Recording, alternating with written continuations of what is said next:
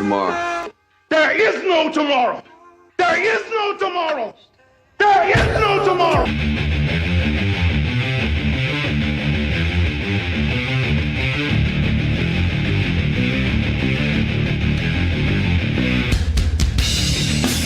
There is no tomorrow. There is no tomorrow. Carl Weathers has left planet Earth today. I almost wanted to do a show just in honor of the late, great Apollo Creed.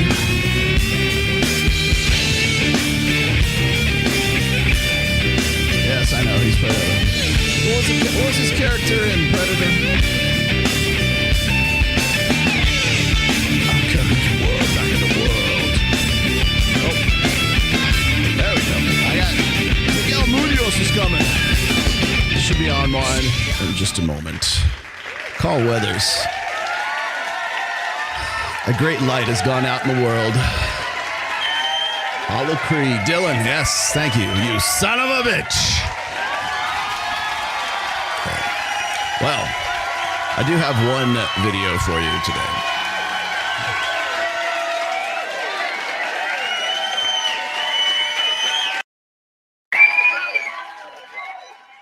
You might not like what this tweet has to say, but you can't deny the accuracy. This woman had a harem of 10 multi-millionaires. Her game needs to be studied. Some of y'all out here getting fake hair, fake eyelashes, fake nails, Botox, and bag yourself a rich man. This lady landed 10 multi-millionaires, and she probably uses 3-in-1 shampoo. Say this again, some of y'all ladies are spending hundreds, if not thousands of dollars in the salon to bag yourself a rich man. This lady bagged 10 rich men. I don't think she even knows how to contour her makeup. I don't think she's even watched a makeup tutorial. Her game needs to be studied. Lady, this should be your blueprint. Most of y'all are out here buying Skims, following the Kim K blueprint. Where's that landing you? Ghosted, online, complaining about where are the provider men. She had 10 provider men. I don't think she even wears lotion. You need to find out what she did. She must have unlocked some sort of new branch on the sexual trek tree. Look, I don't have no idea what she did, but ladies, if I were you, I try to figure out what the special sauce was, because it's powerful.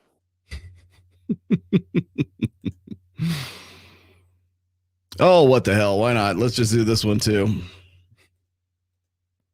Anyone who doesn't know these things, people pretend, oh, sex can just be for fun. It's like, yeah, right. What is just for fun? Name one thing, let alone something as complicated and as entangling as sex. And you also see this in the public culture. It's like, because in the universities, we have two things going. Same thing, violation of the principle of non-contradiction. Any sexual orientation of any sort or any practice whatsoever is to be encouraged in every possible way, with no holds barred and no limitations whatsoever. And every single sexual interaction between a young man and a young woman is so dangerous that you need a written contract before proceeding.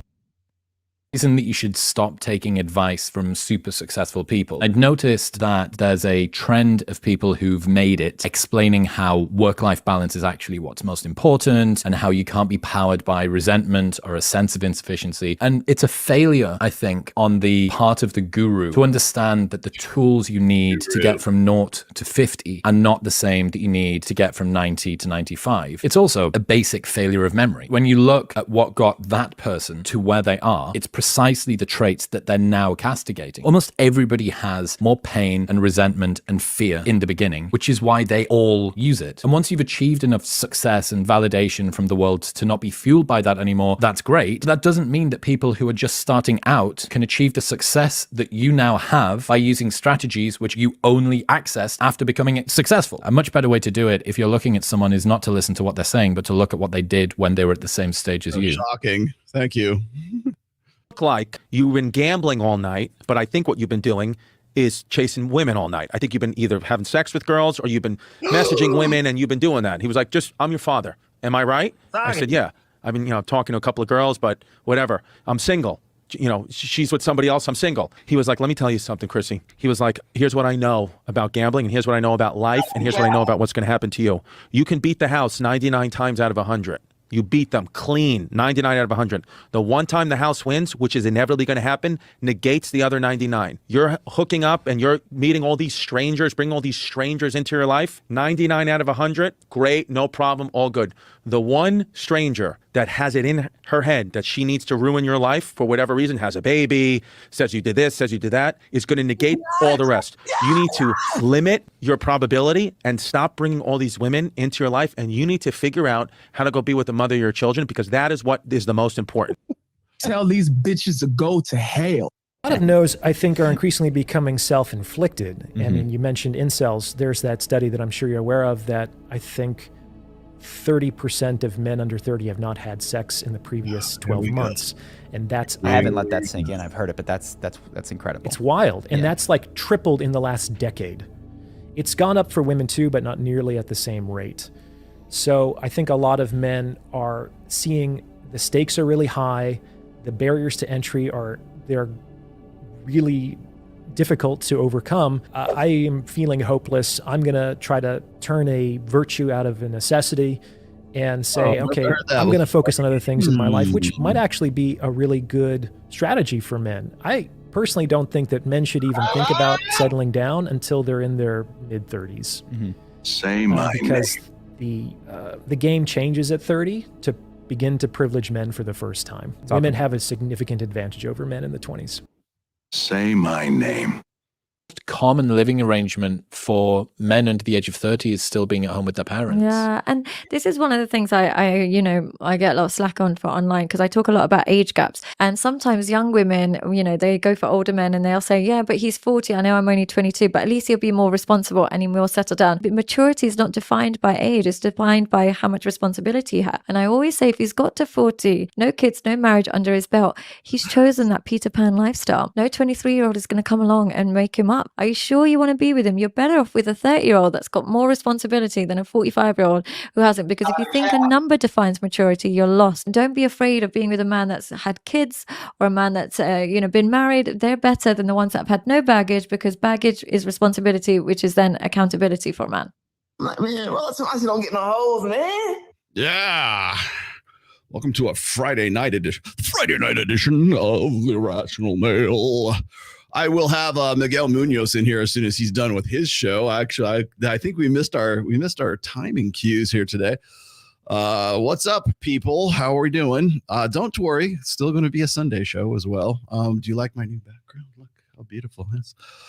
I got some big news for you guys today. I was going to hold off on it until probably Sunday, but I think I'll drop a new one on you. I am officially going to be moving semi-permanently to Las Vegas. And I think I mentioned a little bit. Yeah, thank you for that. That's actually at ESP. No, less. I will be there semi-permanently. I'm not giving up on this Reno whatsoever. I'm still in the band, still doing the things that I do. I just need a base of operations in Las Vegas. So I will be heading out there. Tonight, I guess, is going to be a little bit, let's just say, potpourri, right? Let's just say it's going to be anything goes. You call it. It's 99-cent. You call it night at the Chateau Tomasi. Ooh. Anyways, I will have Charlie and Miguel are going to join me today too. And yes, don't worry, this is not going to be just a quick crypto shill show. I thought I might talk to you guys for a little bit. I had entertained the idea, and I still might do this.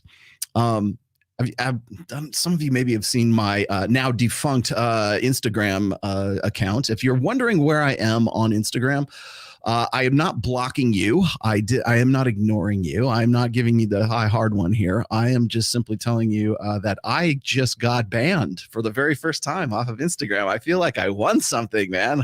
Wait. Here, there you go. I feel like I won some sort of lottery because finally I've been canceled.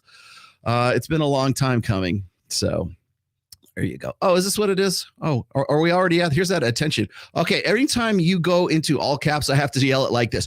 Yeah, really fucking trying to tell Bitcoin. Gobble, gobble, gobble, gobble, gobble, gobble, gobble. No, I'm not. You don't have to buy jack shit, dude. I don't care. You know what's funny is I sell a lot of things. I do. I sell mostly books. And you know what's interesting is like that's actually what authors do. We sell books. I'm first and foremost an author. So I love it when people go, you're just trying to sell us a whole bunch of books. Well, yeah. Yeah, I am. I'm glad. Thank you. Please do buy my books. And they're selling quite well these days.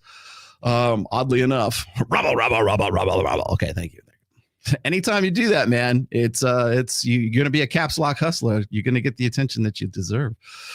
Okay, so I was actually thinking about doing a live stream from my downstairs studio, which is my cedar room. I don't know if you guys have seen the pictures of my cedar room. I'll call some up and show you. So actually, maybe I'll do that right now. But I wanted to do. I've done podcasts from my rehearsal studio with Trial of Ascension on a few occasions. Let's see, but I don't think I have ever done anything from the cedar room. And the cedar room is my downstairs music studio. I could very easily set up a let's see if I can find it. I could very easily here we go. Here, let's put the picture with Ned in, since you guys are all you're all big fans of Ned. So let's throw this on there. Here we go. All right. Where'd that go? Here it is. Let's throw these on there. I love, what's interesting is I know that there are some other guys in the sphere who are like musicians as well. Like Kyle's one of them. Who else? I heard Destiny can play piano. There it is. This is the cedar room. This is I did this room myself. This is about 85% of my collection. I have a few other things. I one of these days I'm just gonna have to clear out that room and just put all of them in there. But this is my main collection, and here's the one with Ned, so you can get an idea. It's kind of like the acoustic room at Guitar Center.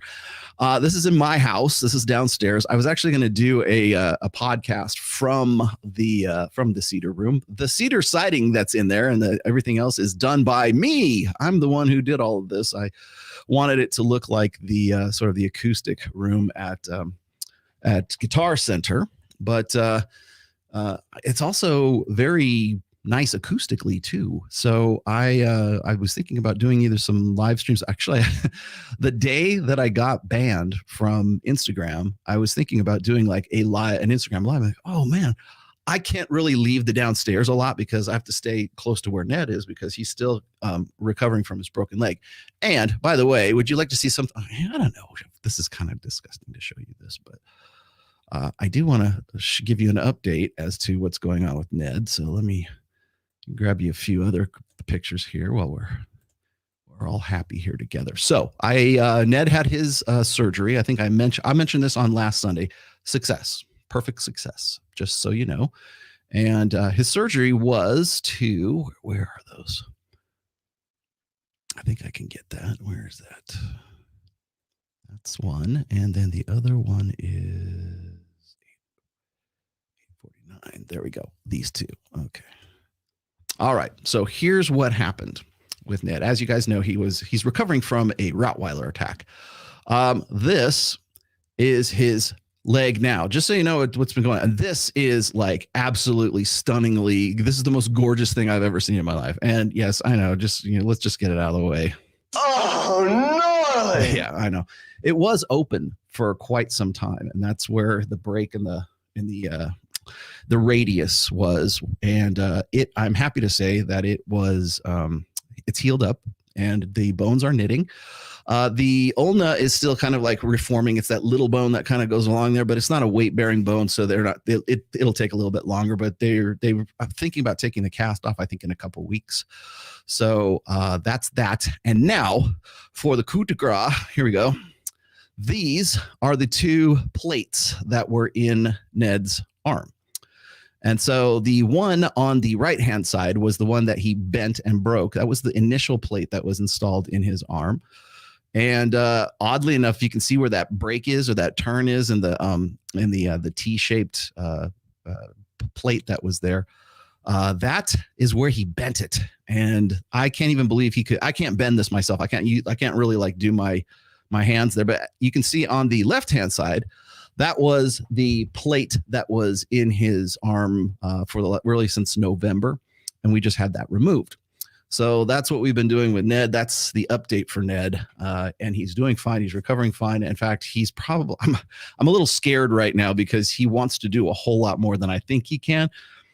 I'm still carrying him up and down the stairs because we got a 2-story house, but other than that, he's doing good. So there you go. Thank you very much for your thoughts and your donations and your contributions and everything. Just so you know, that's where all that went.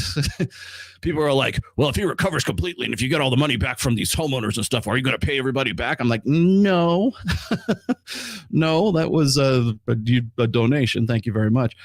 However, I did say this, though, is I think I've got something like $2,000 or $2,500 in donations. And thank you very much for that.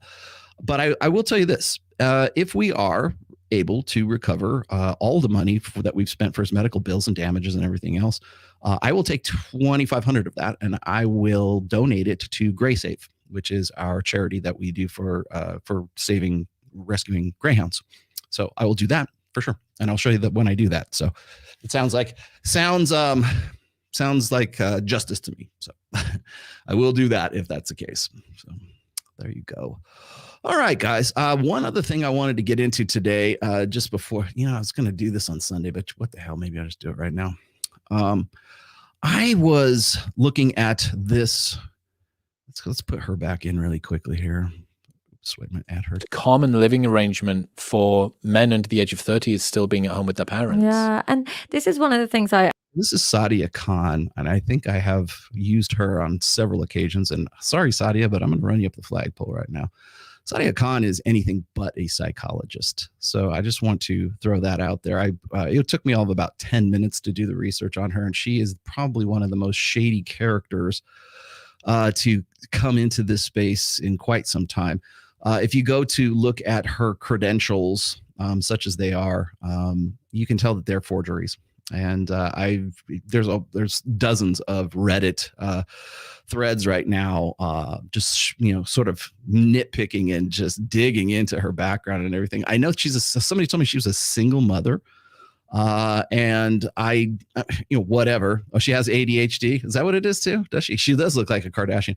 I don't think people would be paying any attention to this person if she were male, or if she were like 50 pounds overweight. She's shadier than Anthony Johnson. I think so. Thank you very much. Thanks for that $2 on a Friday night, my friend. I did a little bit of background search on her. Now, I think what's interesting is C-O-N. I think what's interesting about Sadia is how easy it is to get into this space and call yourself a professional, really. I think somebody was saying she had some degree, or she had some certification, or papers or whatever to teach high school. But from what I could tell, what I gathered from her site, she's basically just selling journaling books, like no content, write it in yourself kind of thing, like a notebook kind of stuff with I guess a logo or whatever. Maybe that's her white label brand. But you want to talk about a hustler, she's got it. Now, maybe someone in my chat can clarify this for me. How is she connected to Andrew Tate? Someone said, or somewhere along the line, I think it was in one of the Reddit threads that I was looking at, is that she was in some way connected with Andrew Tate. And did she do some kind I know that's not Leah Heilpern. I've done shows with Leah Heilpern before. But I'm just wondering, where she can.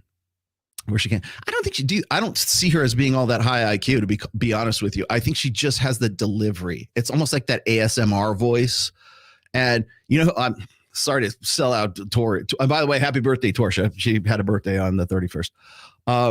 But she has that kind of same vocal delivery that Tori has. Like, Tori would be very good at ASMR. She will be excellent at ASMR. Thank you, Rusty, but much appreciated. Woof woof. She blew him once. Okay, allegedly.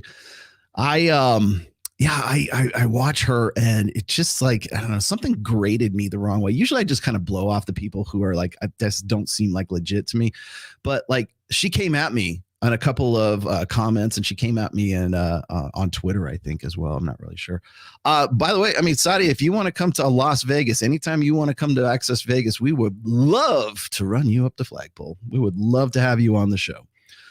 because I think that if you just say the right things, if you're part of the zeitgeist and you kind of go along, you go with whatever the popular narrative is. I think that a lot of people, especially you can tell the grifters by who sticks to what they've been about for a long time and who just sort of like twists in the wind. And if I look at a guy like Sneeko, he twists in the wind. I look at her, she twists in the wind, right? She's like an eel in the weeds, man. Whatever the popular notion is that's going, that's where they're going to end up. And I think you're probably going to Andrew hurt me. Okay. You know what's funny is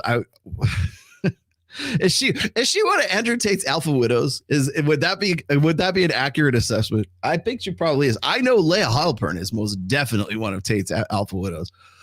But I just wanted to point a few things out because they're not limiting women like this. They're not like, if you look at like, by they, I mean Instagram, YouTube, all the rest of these guys, right? They're not putting her on blast. They're not putting censor. She's not on any NGO watch list, put it that way.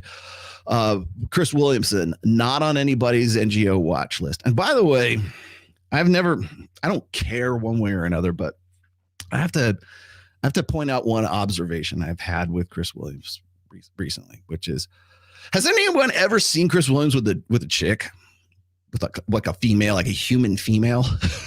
Because I know I haven't, and I've been following this dude for a while now. I ain't saying he bats for the other team, but he probably bats for the other team. What do we got here? Thank you very much for that. I much appreciate it. Thank you for the Friday Night Fights donation here. Friday Night Fights, tights, whatever.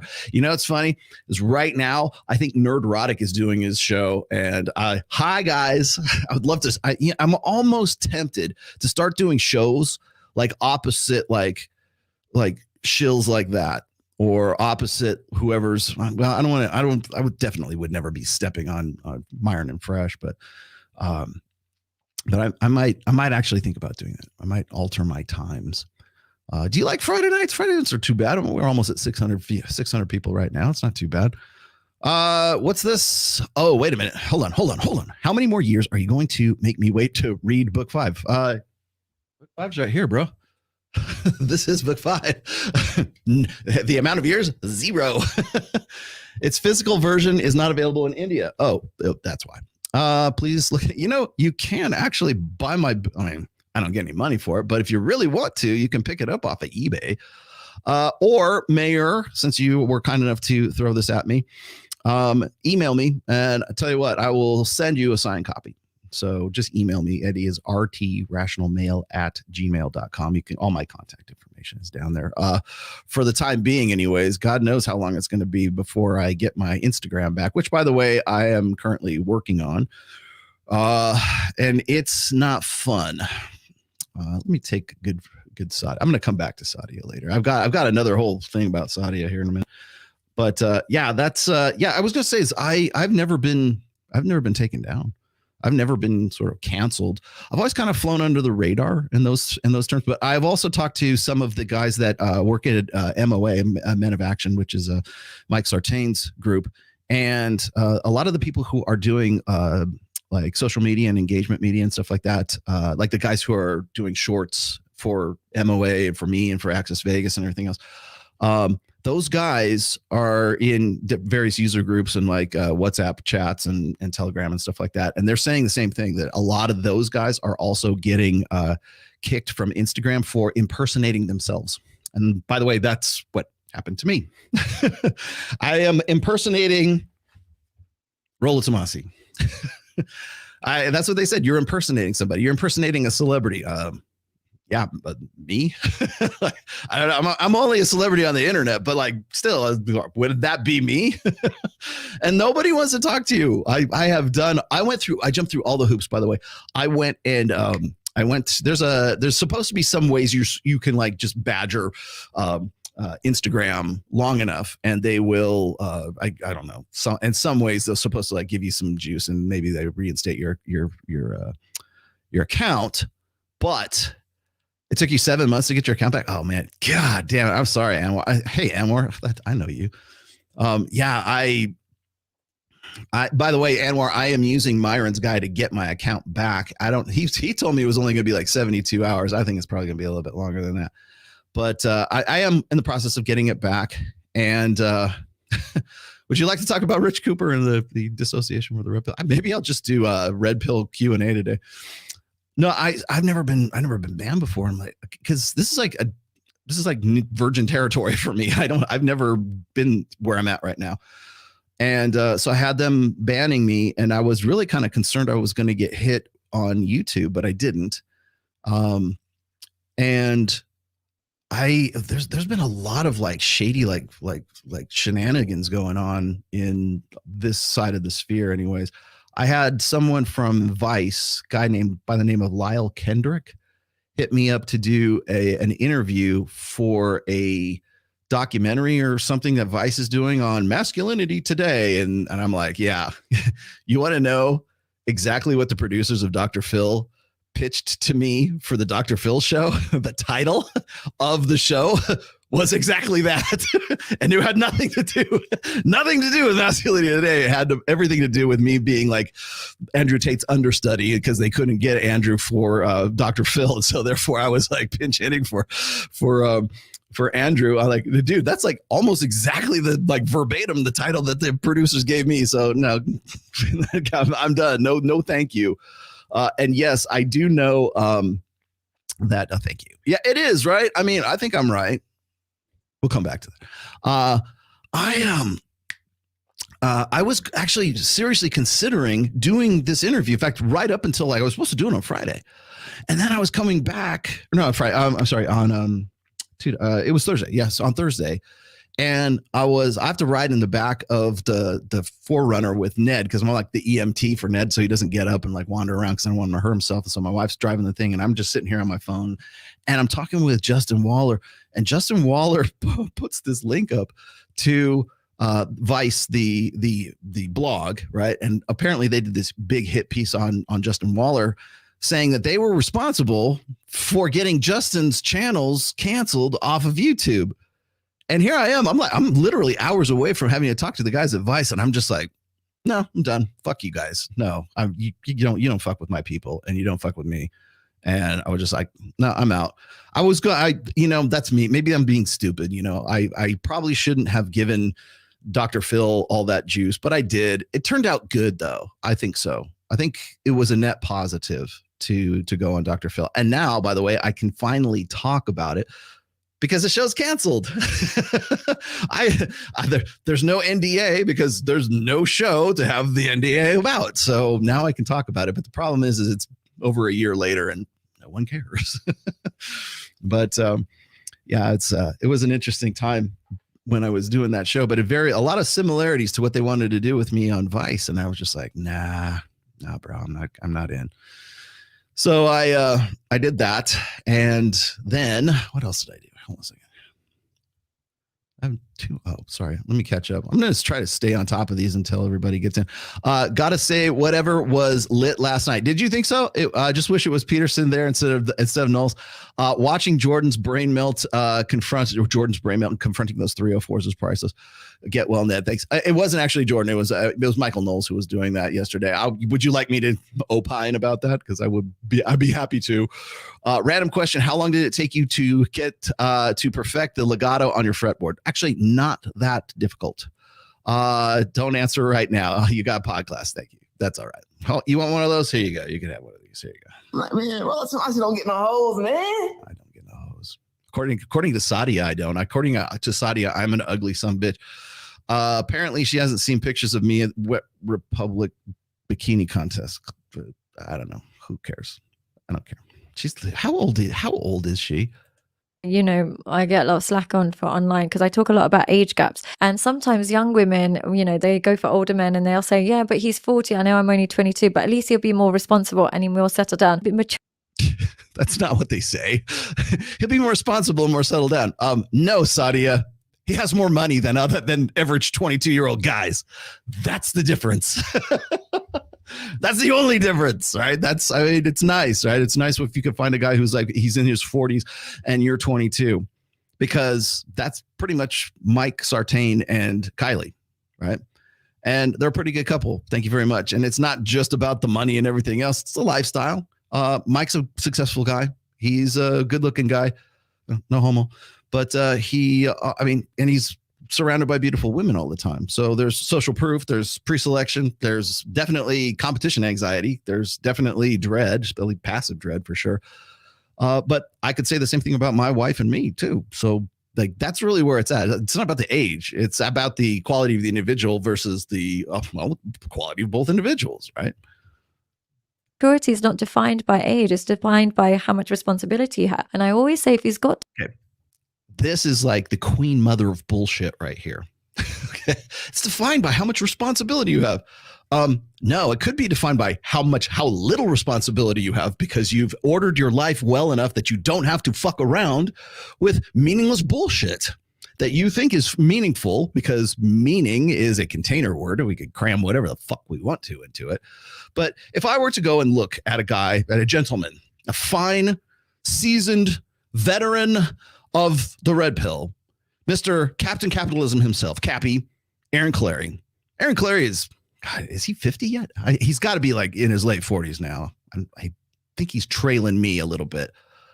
Maybe is he 10 years younger? I don't know. He's got to be 47. Cappy, am I aging you too much? Doesn't matter. Late 40s for sure.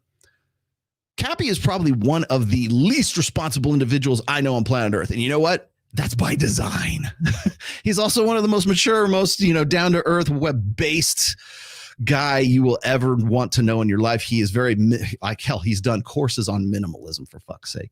Definitely very mature, but by design makes his life so he doesn't have the bullshit responsibilities that everybody seems to think is what defines maturity. No, it doesn't. If basic responsibility is like learn how to take a shower and brush your teeth and wipe your fucking ass, then I guess he's responsible, right? But if it's what does that responsibility like it contain?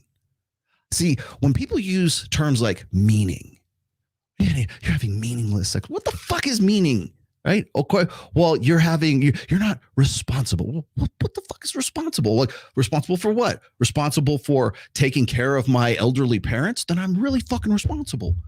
But I don't have any kids. Well, that means you're irresponsible. According to Jordan Peterson, it sure as hell does.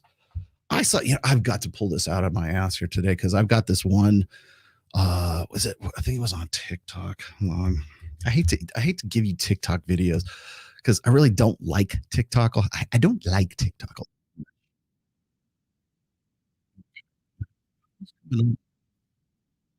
I hate this stupid crap. Hang on. Somebody give me my... Okay, here we go. Sorry, I'm doing this offline here. Well, anyways, somebody sent me this. Where did it go? I have a Jordan Peterson video here. But anyways, actually, I could paraphrase this. The Jordan Peterson video is basically this, because it's like every other fucking video he's thrown out like lately. Man, I'll just use it on Sunday. And it's, God forbid you ever have sex, because anybody who wants to have sex is irresponsible. Anybody who is a coomer, he's just this side from saying coomer, okay? And it's like everything that comes out of this guy's mouth is just like, it's very, God, it's I can't even like call it like conservative. I can't even call it like gloom and doom. It's just like, it's like based on dread, like this like everything that comes out of the dude's mouth these days is just like existential dread. And God forbid you're a guy who likes to fuck, because that is where his brain goes to 9 out of 10 times. He was there with what was it with I think it was with it was Tammy. Oh, it was his wife actually. Is in that video. Do I have this somewhere? Somebody sent this to me.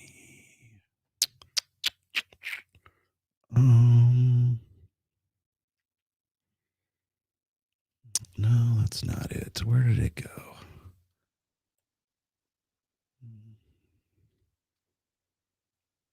Is it? No, it's not it. It's no. I really wanted to pull this up here today. Do I have it in my photos? I might have downloaded it. No, of course I didn't.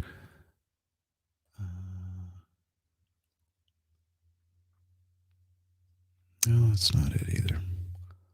Oh, well, I'll find it later. Sammy, if you could find that for me, I'd appreciate it. All right. What do you say?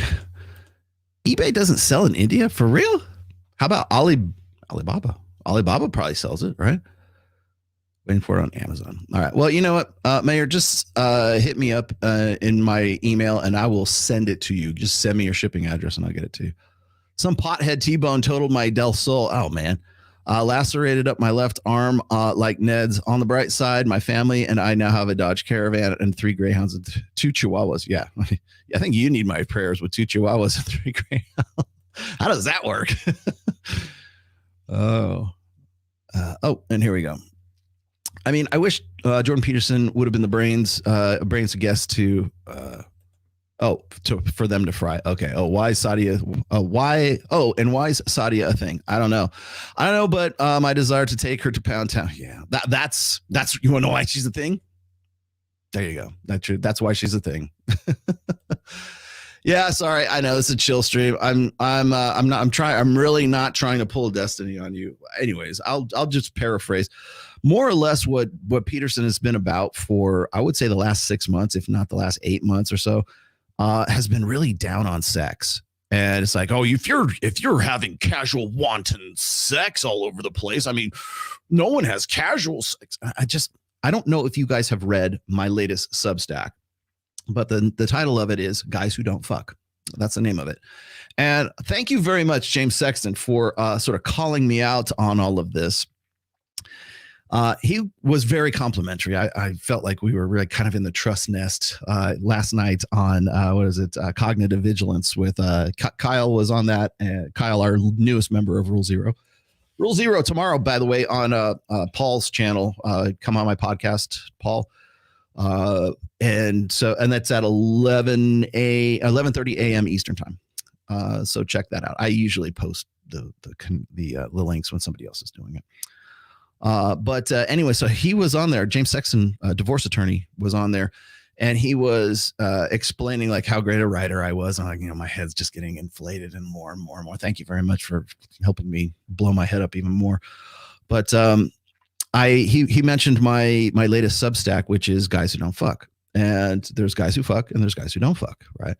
And so when we talk about the 80% guys, well, those are the guys that don't fuck. And even really some of the guys in the 20th percentile, I would say over half of them, maybe half of them, are guys who don't fuck or wonder how they could get more fucking done. But what gets me is every time I throw out a story or every time I kind of like throw something out there that's sort of in defense of like, wanting to fucking get laid, right? It's not a wrong thing. It's not a bad thing to want to get laid. It's really not. Like, I love it how people like, especially like guys who are in the 80th percentile, want to find ways, clever, new, novel ways to get the rest of the guys who do fuck to stop fucking or to feel bad about fucking. Like, guys who don't fuck always want to tell guys who do fuck that they're doing something wrong, that it's a very bad thing for them to be doing what they're doing. And I wrote a whole, almost like 1,500 words, 1,600 words, which is about average for me, I guess. But I essentially was just saying, look, there are guys who don't fuck and there's guys who do fuck. And the people who don't, or the guys who don't fuck, are always trying to find ways to, like, they have to do two things. They have to find value added. They have to find ways to sort of do an end around out of the 80th percentile and get to the point where they have enough value added that one woman who is now sort of out of her prime will actually fuck a guy who used to not be able to fuck. And now he can fuck because he is hitting his prime, or he's, made lawyer, or he's, partner in the law firm, and he's a surgeon now, or he owns his own business, or whatever it is. Something that gave him some value added. And I don't think people really appreciate the sort of nuances, I think, when it comes to hypergamy. And I wanted to, do I still have that up here? I think I do. I do. Courtesy of my show on Ho Math. On the right-hand side, you'll see what is really referred to as the classic version of what I think people erroneously think of as what a sort of mating. Like people who are like ones get with ones and twos get with twos and threes get with threes and blah, blah, blah, blah, blah. And it's like, well, that might have worked in the 20th century prior to the sexual revolution and maybe like into the 80s and maybe slightly into the early 90s. But right around the mid 90s, things started to change because we have this wonderful little invention called hormonal birth control. And hormonal birth control opened up a whole world of possibilities to one sex and closed off a whole lot of possibilities and opportunities and potential to another sex. And so, as you can see on the right-hand side, this is what we call classic hypergamy. One of those on the left-hand side would probably work very well for the majority of men in society if one guy could find one woman, and that woman was at or one step above, one step below, or at like a lateral move with a woman. You'd probably be very happy with that. For women, it's different because when it comes to biological imperatives, women are always looking for the better thing. I have referred to it in two of my books as hypergamy never seeks its own level. It's not looking for it's not looking for a lateral move. It's not looking like if you're looking for a new job, you can have a lateral move. You can move across or you can move up. But most people don't like to take a step down. They don't want to get demoted. And so when it comes to women and it comes to men, if you put women into the prime selector category, as opposed to maybe before it was a little bit more balanced, right? Where men had a little more selection, economic selection power in the sexual marketplace. Now women enjoy most of that power. I was talking to some of the guys on The Crucible on Andrew Wilson's show just yesterday. And one of the things they were talking about was who's in power. Is it men who have the most power? Is it women who have the most power? And we got into, of course, the argument and the talk about responsibility and authority, right? And it's still my fervent belief that the reason why we are in such dire straits today, as when it comes to masculinity, is because we live in a society right now which is gynocentric. No patriarchy. Patriarchy died in 1965. It slowly died right up until about 1975, and then it fell off a cliff and it's dead. So, ladies, when you're saying fight the patriarchy died in the Gloria Steinem, Betty Friedan era. So enough of that. We can move on to a different set of memes now and narratives. We can leave that 70s militant feminism shit alone, and let's push the boat a little bit further down the fucking river. Okay. So when I refer to like women becoming the men that they want to marry, that's not a Rollo Tomasi quote. I didn't pull that. I didn't make that up. I wish I could claim responsibility for that one. You know who said that in 1970? Gloria Steinem. Those are Gloria Steinem's words. She phrased it a little bit differently. She said, some women are becoming the men that they want to marry. That's what she said, literally verbatim. In fact, you can go find that probably on, like, if you look for Google quotes, you'll probably find that amongst her quotes. So that wasn't Rollo Tomasi just pulling shit out of his ass. That was Gloria Steinem. There you go. Like I said, I give credit where it's due. Gloria gets it. But we're still using that bullshit today. So who has the power, right? And when we look at an assortative mating, which is really more of on the left-hand side there. I don't want to call that the male way of thinking about things. It's really not. I think a lot of people really want the sexual marketplace to work like it used to in the 20th century. It doesn't. Not anymore, anyways. It might have not even really been tenable prior to the sexual revolution, but be that as it may, that's not where we're at right now. We haven't been there since, like, say, the mid-90s, I would say. If I had to, I think the mid-90s was really sort of the peak for like what we like to call feminism, but really I would say gynocentrism. And the reason I say that is because we didn't have the internet. We didn't have as wide a spread knowledge of it. And I think women were kind of at the peak of their fempowerment years at that time. So I don't know. I just, I look at the 90s as sort of like the peak era, and then things begin to change. That's when we get the internet. That's when we get forums. That's when we get blogs. That's when we get social media, and then we get YouTube and everything else. And we have mass media just expands exponentially after that. So once we get past the 70s, once we get past the 90s, we get to where we're at right now, and you can see this on this side here. So what happens then is we give women who are, say, 3s, 4s, 5s, and 6s, we give them at least the potential to get into at least expecting or feeling as if they are entitled to guys who are above them and well above them in sexual market value. Now, why am I bringing this up? Well, the reason I have to bring this up is because when we talk about the sexual marketplace, like any other marketplace, whether that's finances or crypto or whatever it is still an economy. So economies, depending on what those economies are, they can be sort of symbiotic together, right? They can sort of be, let's say, I hate to use the term synergistic, but it really can be synergistic in that way. So when we look at like the sexual marketplace here, now it will be awesome if it was just about the guys on the left-hand side there, where we could say, okay, I can expect somebody who's at least one step below me, one step at, right, equal to me, or one step above me. Now, guys don't feel entitled to that, but if they get it, they feel great, right?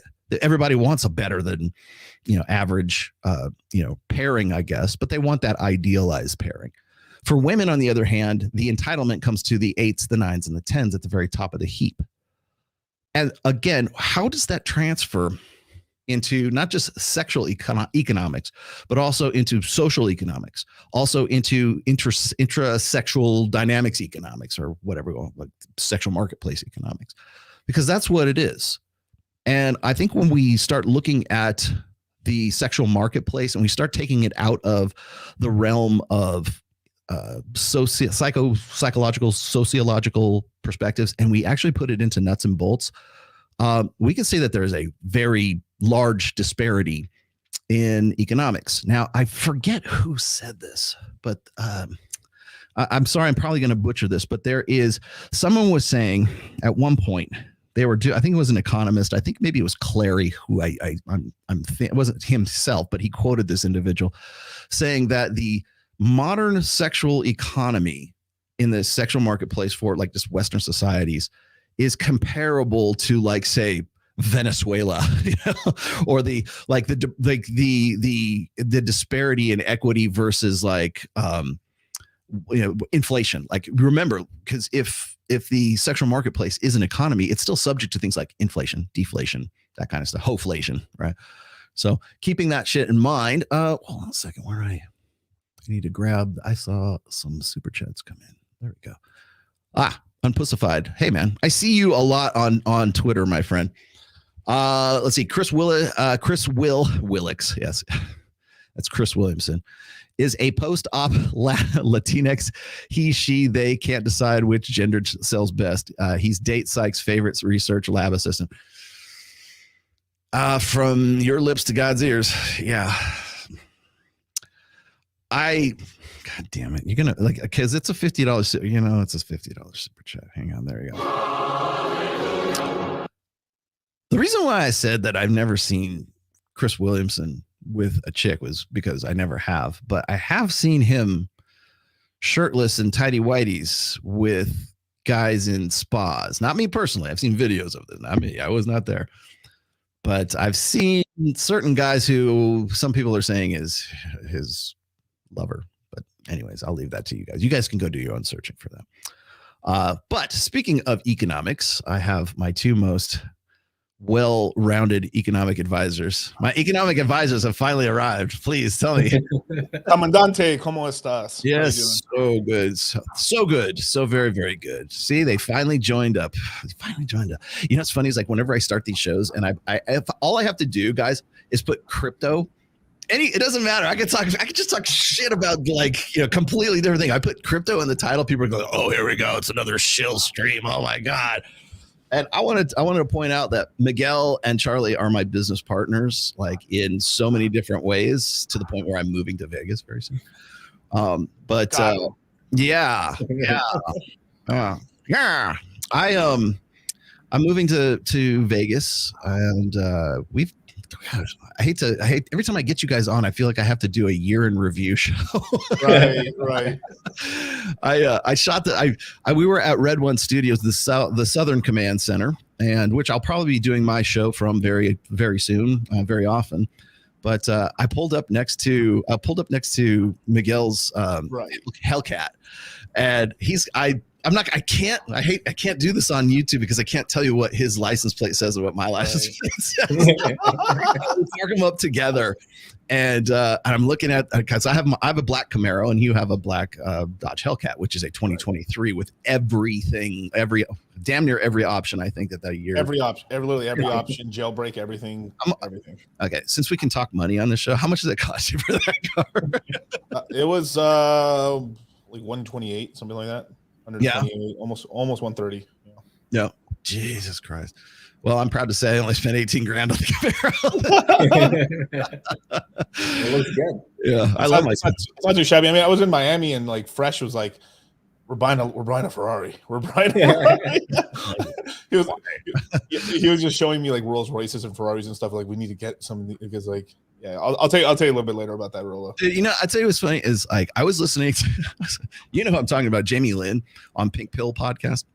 I forget who she was on there with, but she was talking to some other, I don't know if she's a female comedian or some shit like that.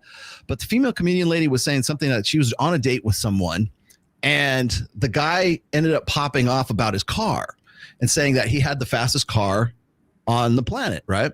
Which of course is a Tesla Type S Plaid, right? And so what's funny is like, and she was trying to, you have a Tesla. How is this the fastest car? And that Tesla will technically, I mean, there's road tests that showing it like beating like Lamborghini, Aventuras, I think is what it was. It's pretty fast. It's fast.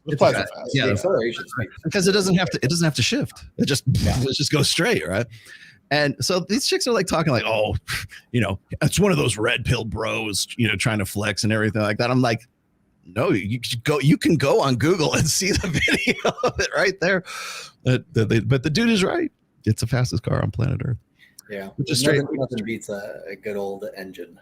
Well, the guy, the other guy in my band, CJ, he works at the Gigafactory up here in Reno, and he has a Type S Plaid, and of course that's how I even know all this stuff, and I thought about that. And I go, man, I wish I could get like a video of him like flexing on Andrew Tate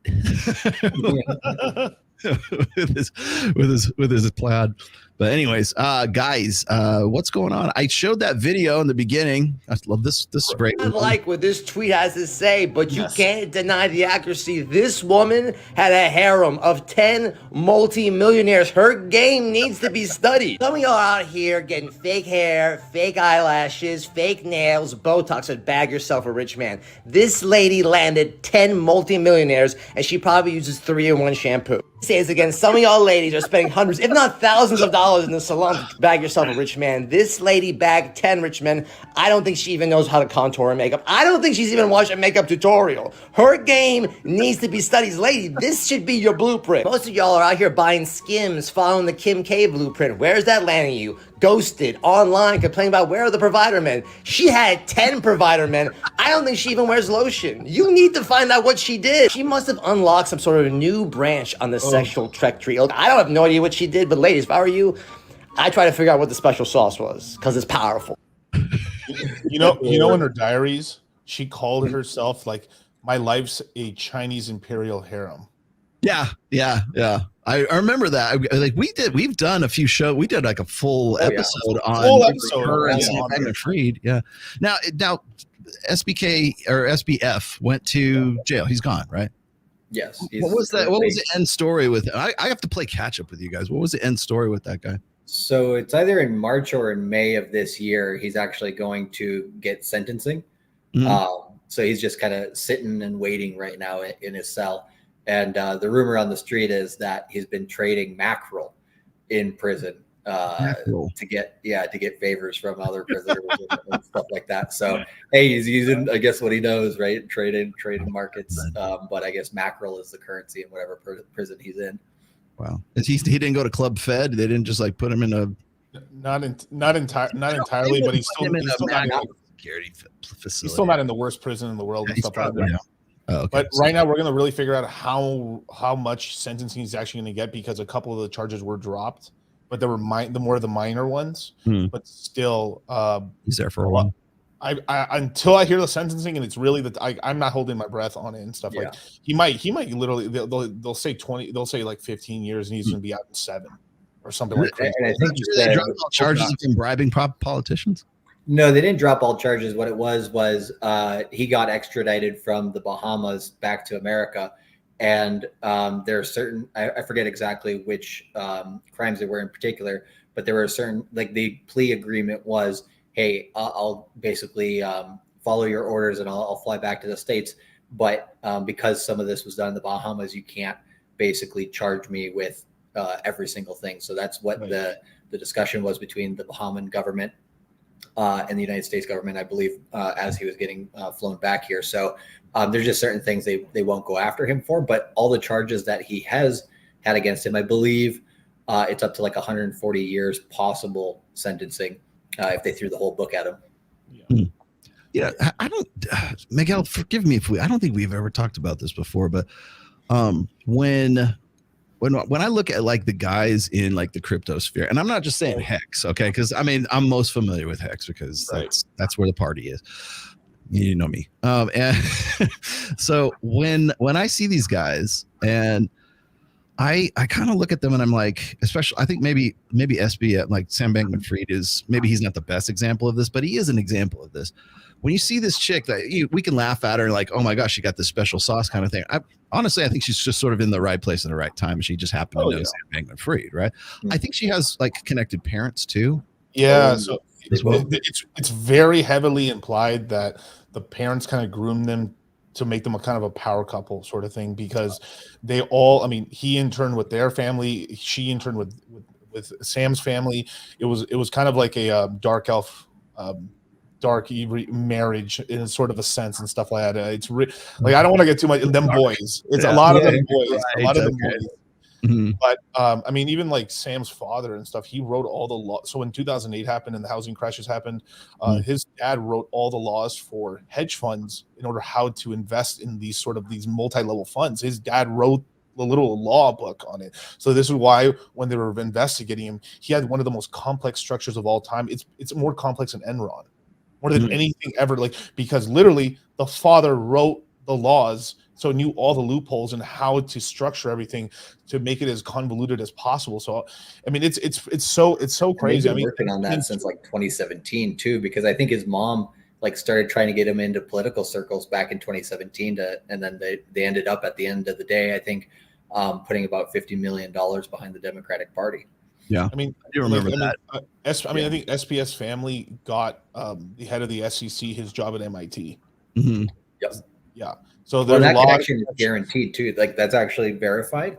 And the craziest thing is that Gary Gensler, right, the head of the SEC, who was working at MIT, he actually visited them down in the Bahamas like 6 to 9 months before they were caught with their crimes, and he didn't, find out about it. I'm like, how are you getting protected here, right? Right. And then on top of that too, like the second largest campaign contributor to the Democrats and the Biden administration. Yeah. Oh, but here's the thing: is people don't know this side of the story. Also to the Republicans as well. They funded both sides almost with the same amount of money. That's what people don't know about. And the second in command, Sam Tributa, is the one who, he's the one that really was pulling some of the strings. He got away. He didn't get in trouble. That's a lot of money moving around. I was gonna say, do you think that they do that? Like, I mean, primarily to the Democrats, but they have to sort of like give blood money to the Republican side too, just so to make it seem like, well, if we ever get busted, then we can still say that we glad handed a little bit off to the Republicans too. Oh, yeah, they were totally hedging their bets, 100% hedging their bets. But they kicked, I guess technically they kicked up a little extra to the Democrats, but they didn't leave the Republicans hanging dry. They funded a lot of money. A lot of stories. I believe you and I had a bet as to whether he was going to get Epstein. Was that before August? I don't know. I forget where do we leave our bet on that. And then as soon as this went down, she instantly flipped. She instantly flipped on her guy, basically. So this whole thing about loyalty and stuff, she said, oh no, like, I mean, she's now playing the victim, that like she was the one that was like coerced into all these actions, but she was the head of the trading desk running Alameda Research, which was the trading firm. So she was literally she was the woman doing all these trades. And she's off scot-free. Nothing's happening. Sort of. Yeah, they all kind of got different deals to basically all tell on Sam Bankman-Fried, so that way they could get him for the most amount of years. Right. Wow. So they just wanted him to go down, and she just had to rat on him. It's because they've besmirched the name of Tom Brady. That's really the reason. How dare they? They're both corrupt. I mean, at that level, I mean, she's not dumb. She's smart. She's smart enough to understand what she's doing.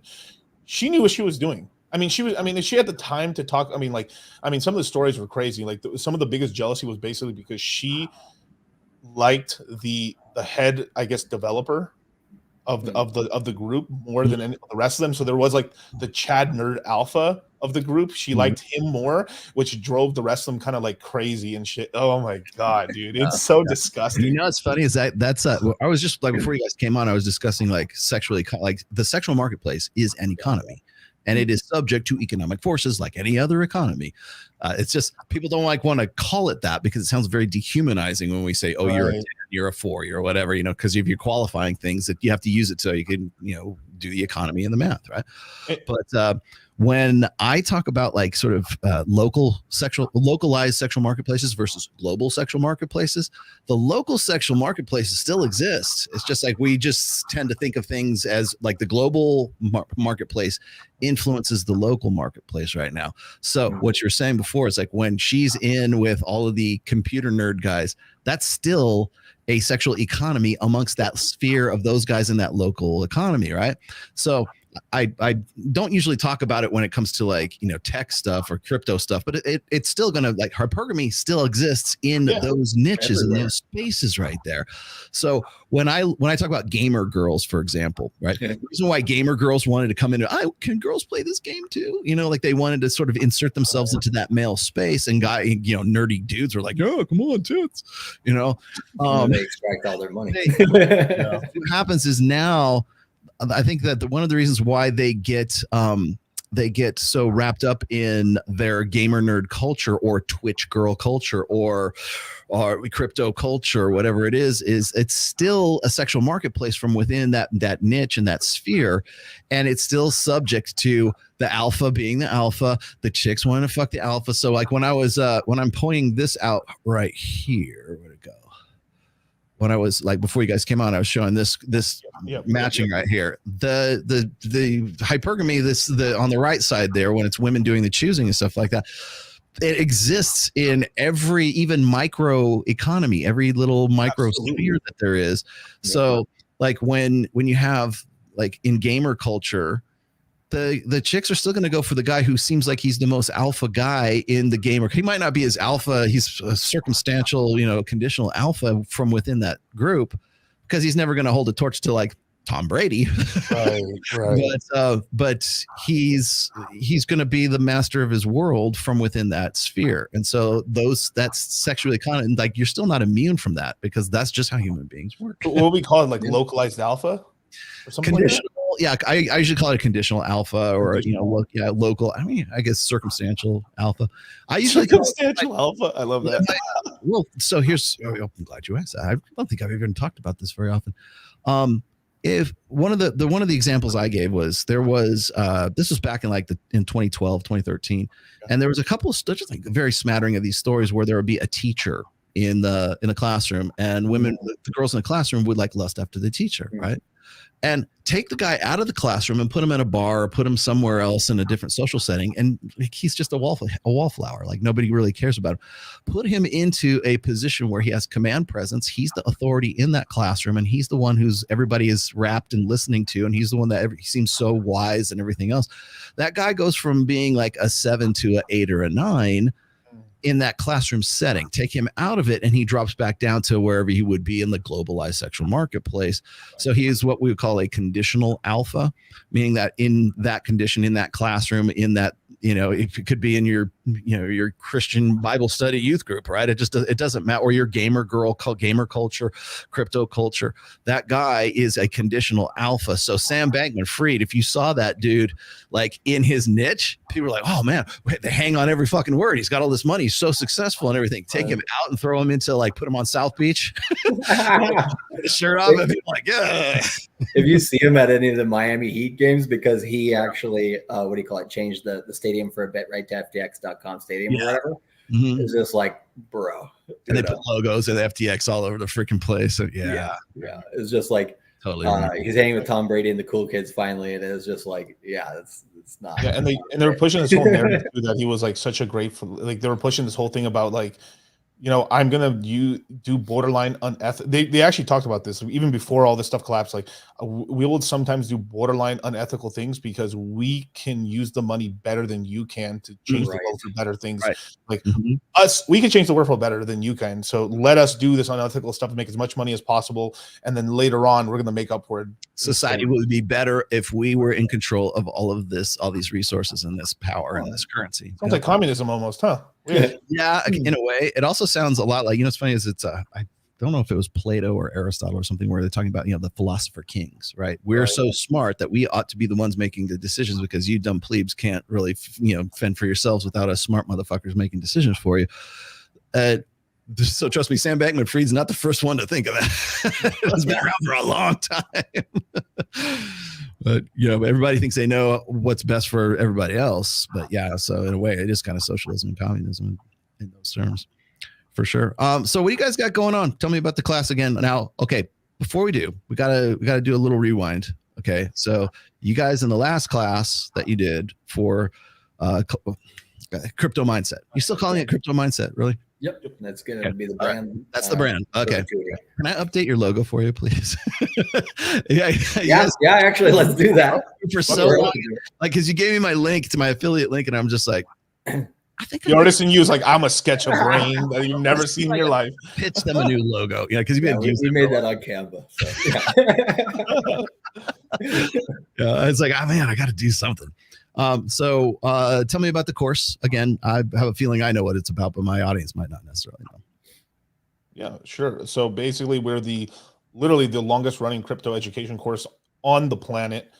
We've onboarded over 14,000 people into the crypto space. A good chunk of that is red pill men, which I'm really proud to say. Like we've been on Fresh and Fit, we've been on Rich Cooper, we've been here on Rolo, we've done all the red pill shows, and I'm really proud to say we've onboarded a lot of red pill men. Like that is something like because we call ourselves the red pill of finance, because it's just this, once you've entered crypto and you understand what's going on with inflation and how much returns you're really getting from equities, unless you are like aping in a lot of your money into like single stock picks and taking a lot of risk, you're not really making that much returns. Like with inflation, I mean, outside of like when like this year, right, inflation is maybe down to 3% for CPI, and people don't even understand what that means. But like the average price of things are increasing by 3%, and that's what the government's telling you. It is way higher than that. Like, just look at just imagine, like, think about 10 years ago how much you were paying at Costco or for gasoline or for anything, or car, anything you could possibly imagine. Taking a girl on a date, going out to eat, everything was almost 2.5 times cheaper, plus. And especially over the last 2 years, especially during the whole COVID shutdown, prices spiked on everything, and they were lying about it and saying nothing was happening. And then this is that whole thing is like your dollar is getting depreciated, it's becoming worth less every single day because they're printing more and more of it all the time. So it's about putting yourself in an asset class where you're able to get outsized returns. Now it's very volatile, so we teach right now. We're in a certain part of the period where crypto's going up. Like people have tried to deny this space is going to die and everything like that. Now the biggest, not just these hedge funds, but the biggest asset managers on the planet are getting into it. They're buying Bitcoin, thousands, 500 Bitcoin at a time, all the way from BlackRock to, literally BlackRock, Charles Schwab, Bitwise. Every financial institution you can possibly imagine's in. JP Morgan, who called it bullshit, is buying it like hand over fist now.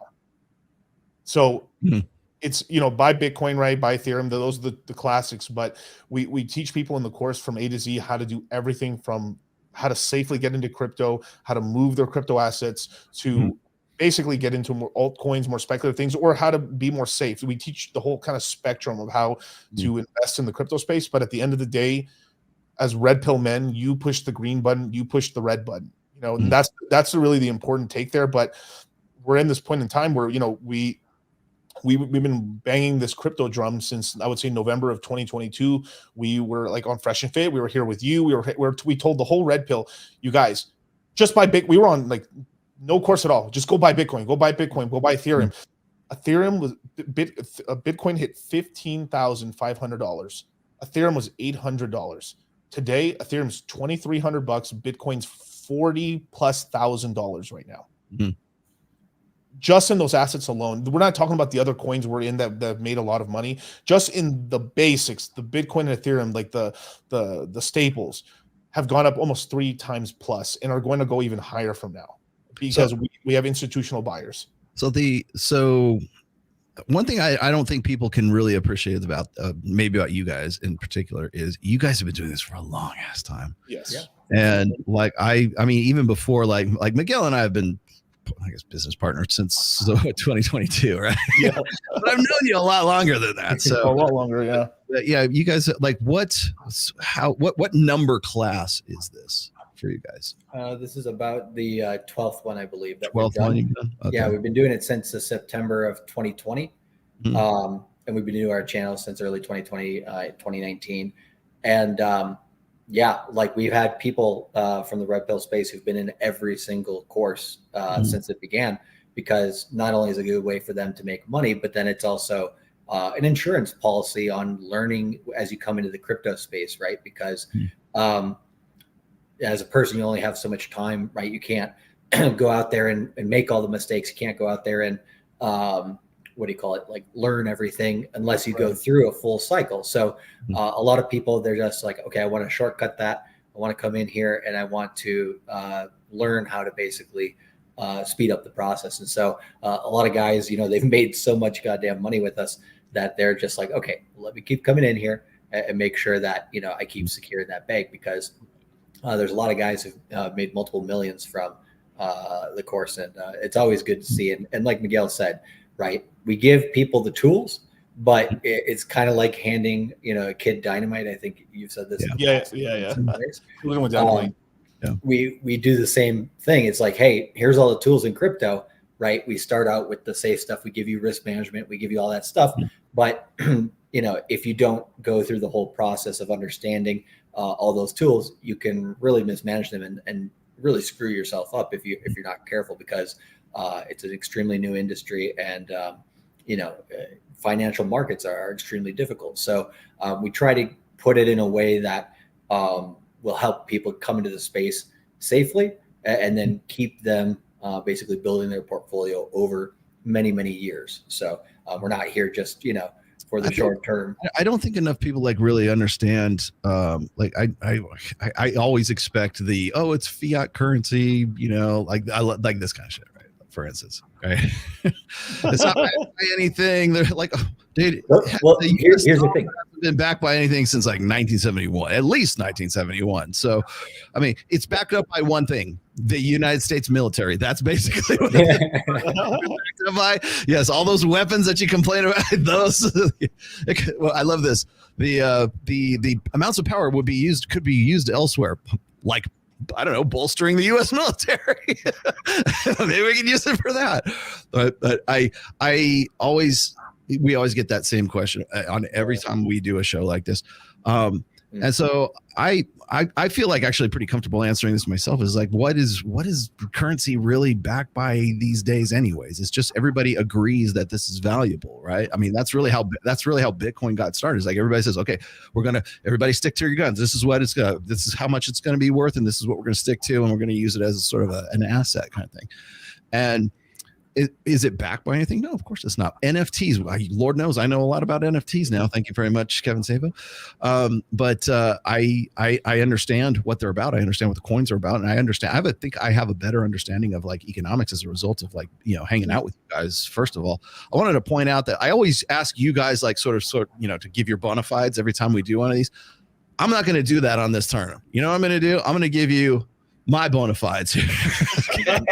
My bona fides is I trust maybe 3 people with my finances, and 2 of them are on this show right now. The other one is Trader SZ. So Saeed and you guys are like the only 3 guys that I actually have taken any real serious economic advice from, and you've never let me down. It's always been solid. Even when Hex took a shit and then it rebounded, you're like, hey, just hang on, hang tight. Everything's it's just getting restarted and everything else.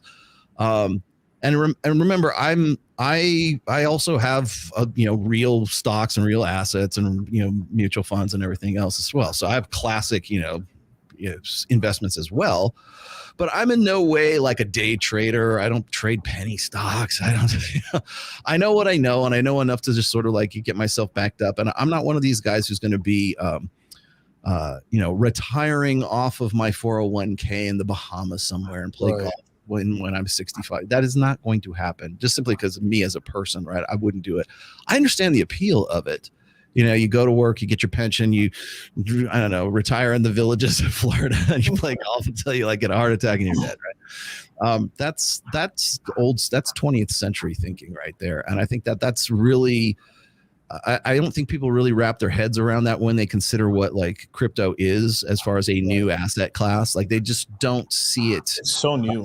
They're still stuck in this, and Lord knows I have harped on this about religion, about about intersectional dynamics, about politics, about whatever else is. We're still stuck in this 20th century way of thinking about everything, including the economy.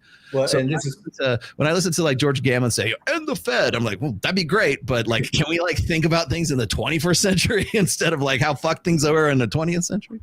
Well, and you got to realize, right? What we're doing here on the internet is what media companies used to do back in the day, and it used to cost thousands and thousands of dollars. Now it's been democratized, right? It's the same thing with crypto. It's a democratization of money as we go from the industrial age to the digital age, and so we're already in the digital age. And basically, that's too good. Go ahead. But since we're in the digital age, you got to understand these things. You got to understand how to make money in the tech space. You got to understand why crypto is important. And, if you know nothing and you want to come in and become, basic crypto literate, or you're advanced and you want to fill some holes, or you just want to get the most up-to-date market information, that's what we do. And so when we're basically talking here about, where things are going with crypto, one of the things is we have BlackRock, the CEO, Larry Fink, going on to many, many different CNBC streams, lots of different TV shows saying crypto and Bitcoin specifically is a flight to quality. That's one narrative that we're seeing being spun out there already. And then also because they got the Bitcoin ETF approved on January 10th. And I think BlackRock now has about $2 billion in their worth of Bitcoin. And they're going to be moving towards this cycle is basically selling Bitcoin and Ethereum ETFs to the Wall Street space because they don't want to lose market share. They already saw crypto come in and basically be like, hey, we're the new money, or we're in one alternative version of money that is legit. And so they want to make sure they get their hands on it. One way that they're going to do that is I have a theory that we're kind of like in 1994 of the crypto space, meaning we're going towards this tech boom. And what Larry Fink has also said is that we're going to have tokenized securities by the end of this decade. And what that means is, you'll still be able to trade stocks and everything on, the NASDAQ and the traditional exchanges, but you'll also be able to trade derivatives of them 24/7 via crypto assets or cryptocurrency-esque coins, right? That are backed actually by some of these banks and these organizations. So, and then we might also get a central bank digital currency. So kind of like how email in 1993 or 1994, people were like, why do I need that? I got a fax machine and I got, postal mail. Why do I need an email? Like, this is ridiculous.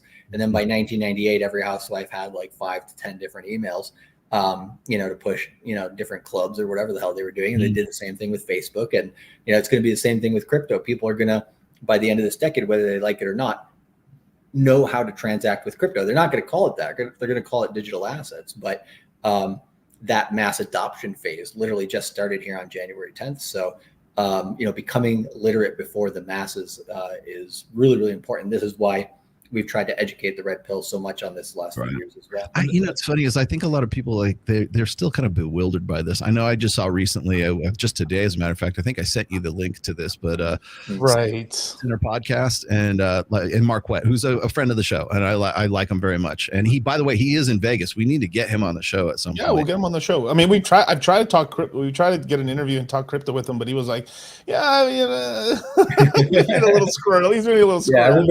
He'd be more amenable. Well, see, I think he'd be more amenable to it if I was on and we were doing something like we're doing right now, right? We're talking red pill. We're talking, Because I've seen a lot of shows he's been on. People try to get like like I understand also where he comes from because it's like they're trying to get him in gotcha moments all the time. For no reason at all. Because you know why? He's the guy that can like run Adam 22 off of whatever podcast. That's why they want to. He's got a big target on his back. That's why, and he knows that. Like I'll tell you what's funny is like I did his show about like a month ago, 2 months ago. Yeah, and he pitched it like, I challenge Rollo Tomasi to a debate, and if he shows up and is a man, and like, all this kind of shit, right? I'm like, bro, you could just call me. I know you all. Come on, go through the theatrics, man. But he's doing that because like he's just building his audience, like building this hype. And then we get on there, we're like, hey, what's happening? How are you? I've known him for a long time, right? But it's people want that blood sport thing going. Right. I think what's funny is like, and so more to the point, the reason he was doing his live stream is because I don't know if he started his own NFT or if he's doing something that's affiliated with an NFT.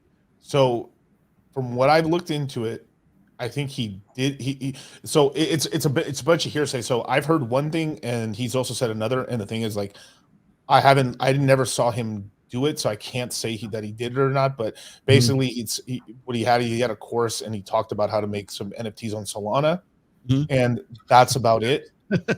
that's about it. But the thing is, you can make we can show you how to make NFTs, and they can still be worthless because there's no one's going to buy them, or depending on if you market them and you actually create a community. There's two big differences between I can make a JPEG versus this. Like, what's an NFT? A non-fungible token, which means anything from a JPEG all the way to a deed on a house or fractionalized real estate or fractionalized shares in a company. Everything, anything that you can send over email. It's funny. Let me. I know one more that you did that maybe you don't. Remember when you took me to HexCon or was it PulseCon when we went there? Yeah. I forget the guy who was the music producer guy that I sat down and I talked with him for about like half an hour, 45 minutes. But anyways, old school music producer, right. And he was using NFTs to guarantee copyrights for session musicians, their tracks that were on, like if you're playing bass on some R&B thing, that becomes the ownership, or unless they have property rights or whatever. But if somebody like does the bass track on that particular song, sends it somewhere else, it becomes the property of whoever else. Well, if you have that particular track as an NFT, because it doesn't have to be a JPEG, it could be the bass track for that music over there. And so what he was doing is he was coming up with, I think he had an app where he had some sort of new utility where musicians could turn their musical tracks into NFTs, so they were guaranteed to get a cut through blockchain whenever they played that thing on Spotify. They're getting probably minuscule because it's fucking Spotify.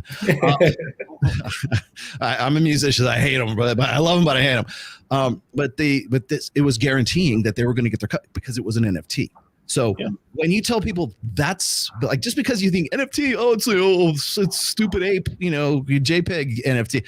Yeah, because those are the ones you hear about. But there's so many other applications for NFTs beside that. One of our theories here on NFTs for this bull market is it's similar to 2017 when we had a lot of crypto altcoin ICOs, right? We called them in the crypto space vaporware, meaning they were, a promise on a blockchain. We were going to create this project, something like Filecoin, just as an example, raised the most amount of money. I think they raised like $400 million or something like that. And they never came up with the token until like 3 or 4 years later. It was kind of crazy. And so you had all these, blockchains with a promise. But then in 2021, when we had the next cycle high, essentially we had, layer ones, which is they're similar to Ethereum, but they add different functions to the crypto space that Ethereum isn't able to do. and also move things faster and all that stuff. So then we've seen basically that layer of crypto come to fruition in a more mature way. And we're going to see this is NFT's essentially second major cycle. Last one was the same as the 2017 ICOs. This one's the same as the 2021. Will it be here in 2025 where NFTs actually become legitimate? You see more of these types of use cases. I think it was Gary Vee who he did VCon and he sold all these tickets for like 5 years worth of tickets, but he only did the first event. And what happened? Because the event was successful, I think they had like Snoop Dogg, Ava Longoria, and a bunch of these famous people join, and people really loved it.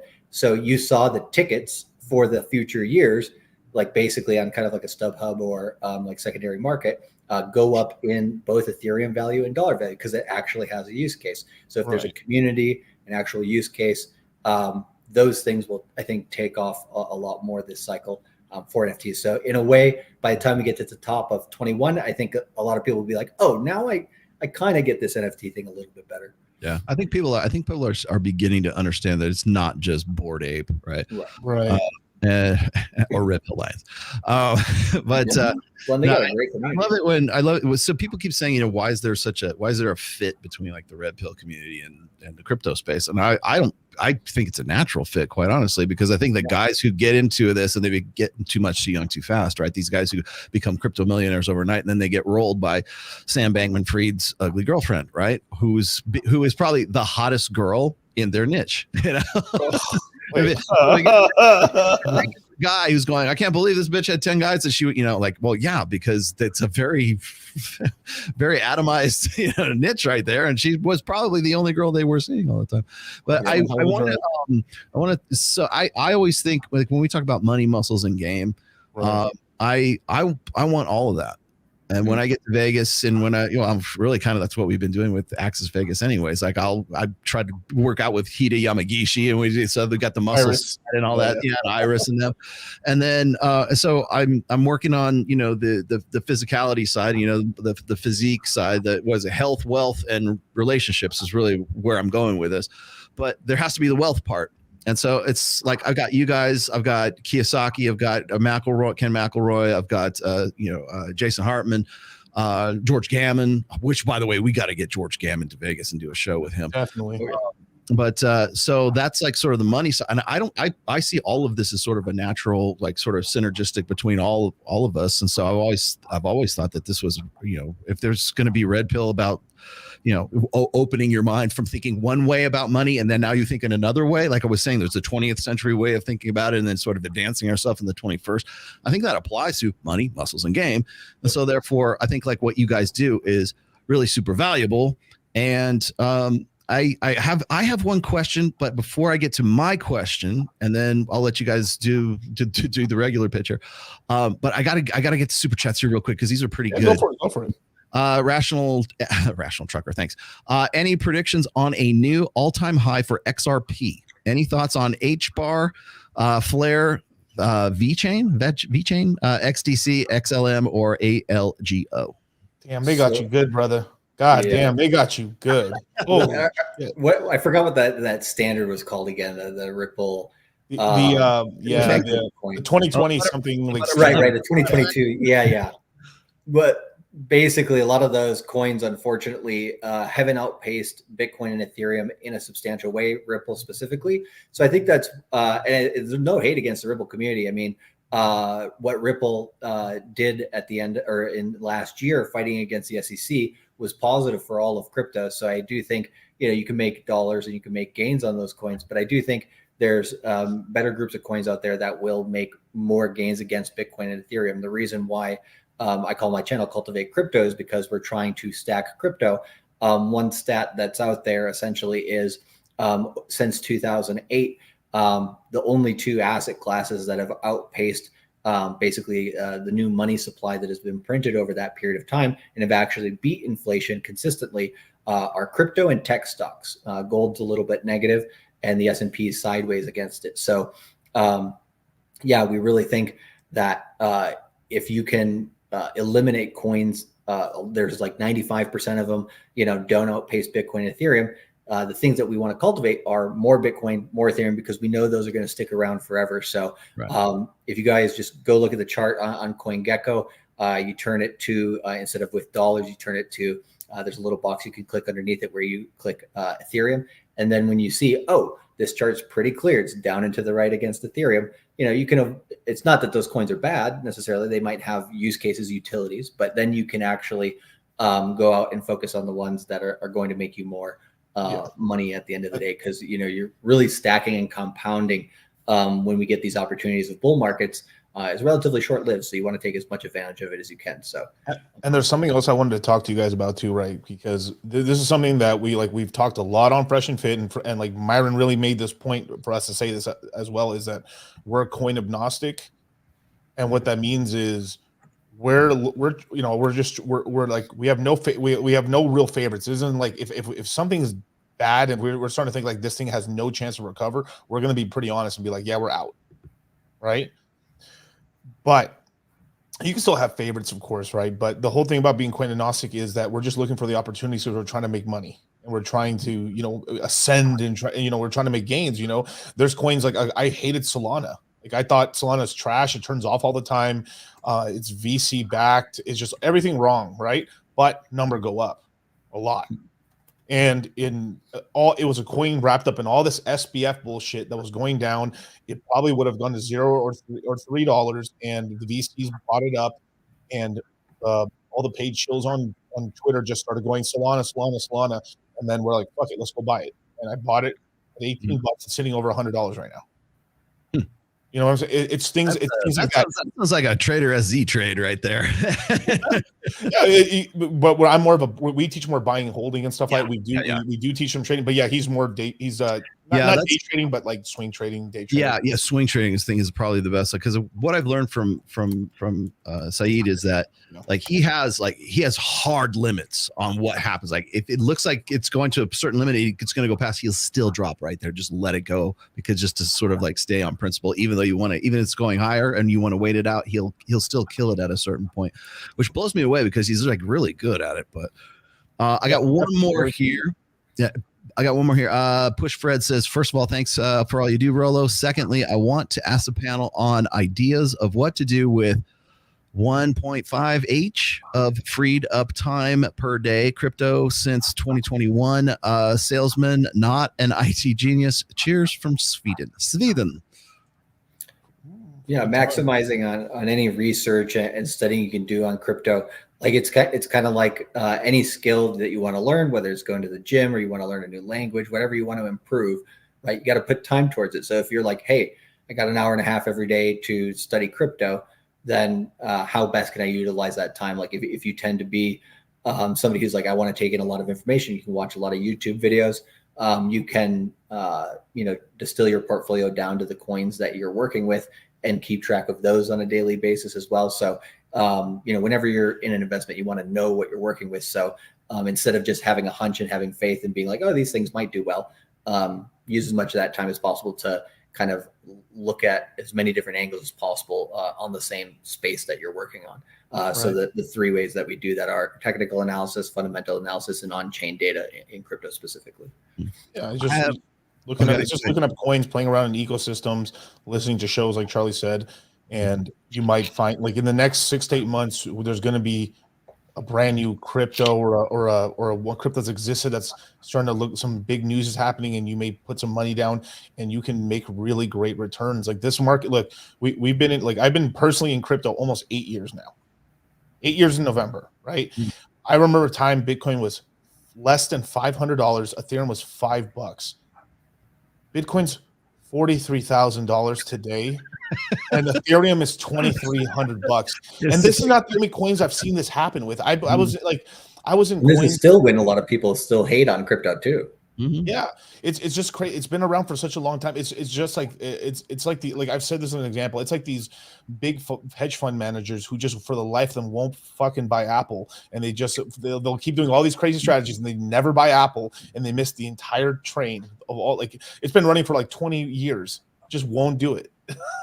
But there's so much money to be made right now. It's just like you have to go do the research yourself. You can take the course and say like, oh, you know what, I'm only going to implement this. That's perfectly fine. Yeah. But trust me, like when I say we've literally have onboarded more people than anyone, we're the only people standing. Whatever bullshit competition we had, they died. They left.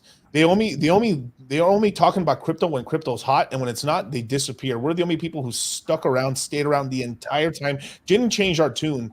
And we look, and then some people are mad about Hex, some people are mad at Solana, Celsius, whatever the hell they're talking about, right? You have to get over it. It's money. It's about making money. It's about making money.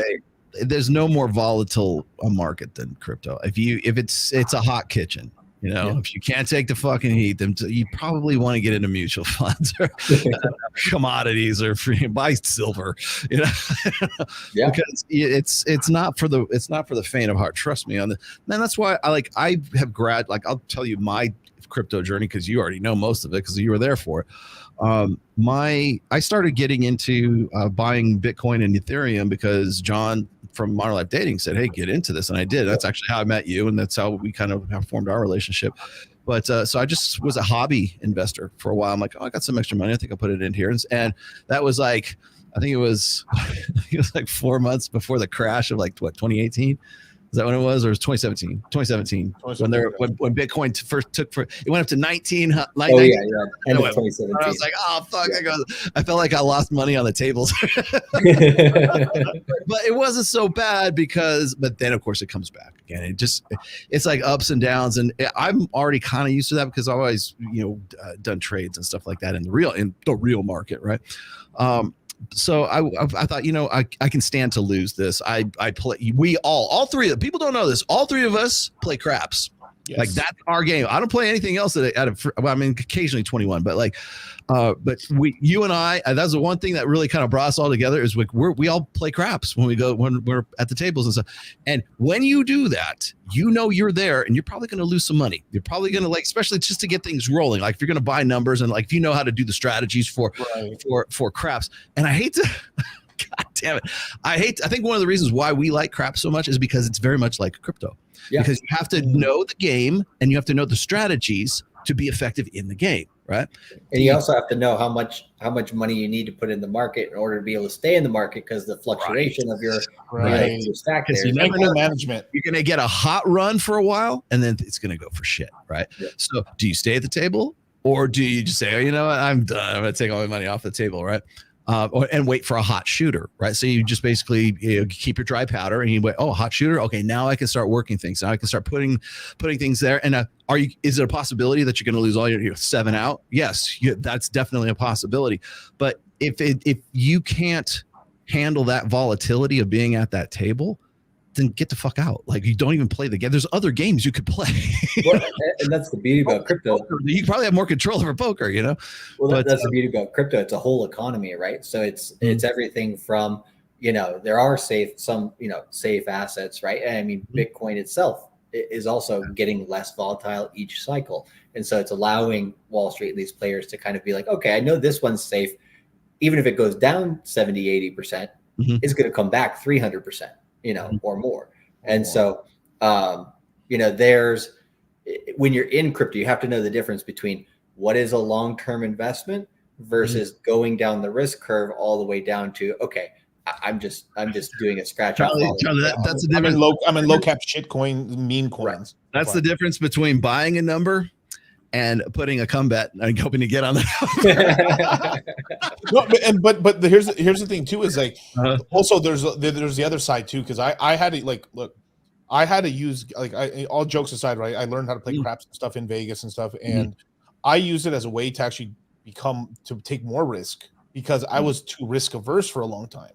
This is a big thing. Like some people don't take enough risk, some people are taking way too much risk, right? And it's kind of figuring out where you're at.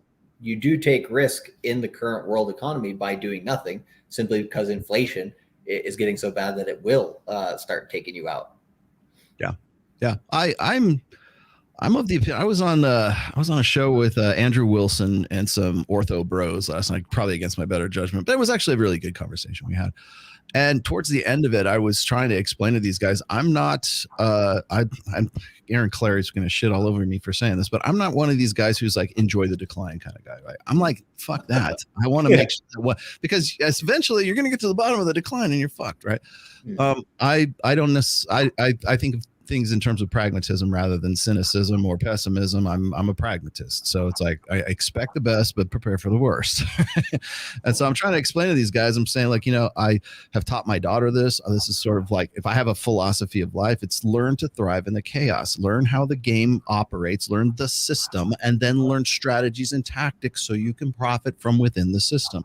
So I can remember a time, and I think you were on the show actually, Miguel, when it was you and George Gammon and Ken McElroy was on with you, and Robert Kiyosaki. We were all on Fresh and Fit, and Justin Waller was there. So we were all there hanging out, right? And you were on there, and they were talking about, okay, here's what's going to come, and here's what we need to prepare for, and blah, blah, blah. And they were kind of that same opinion. Now, did all that gloom and doom happen? No, but the advice that they gave was really practical, like, getting commodities and everything else in crypto. And you were there to give us the crypto reality and everything.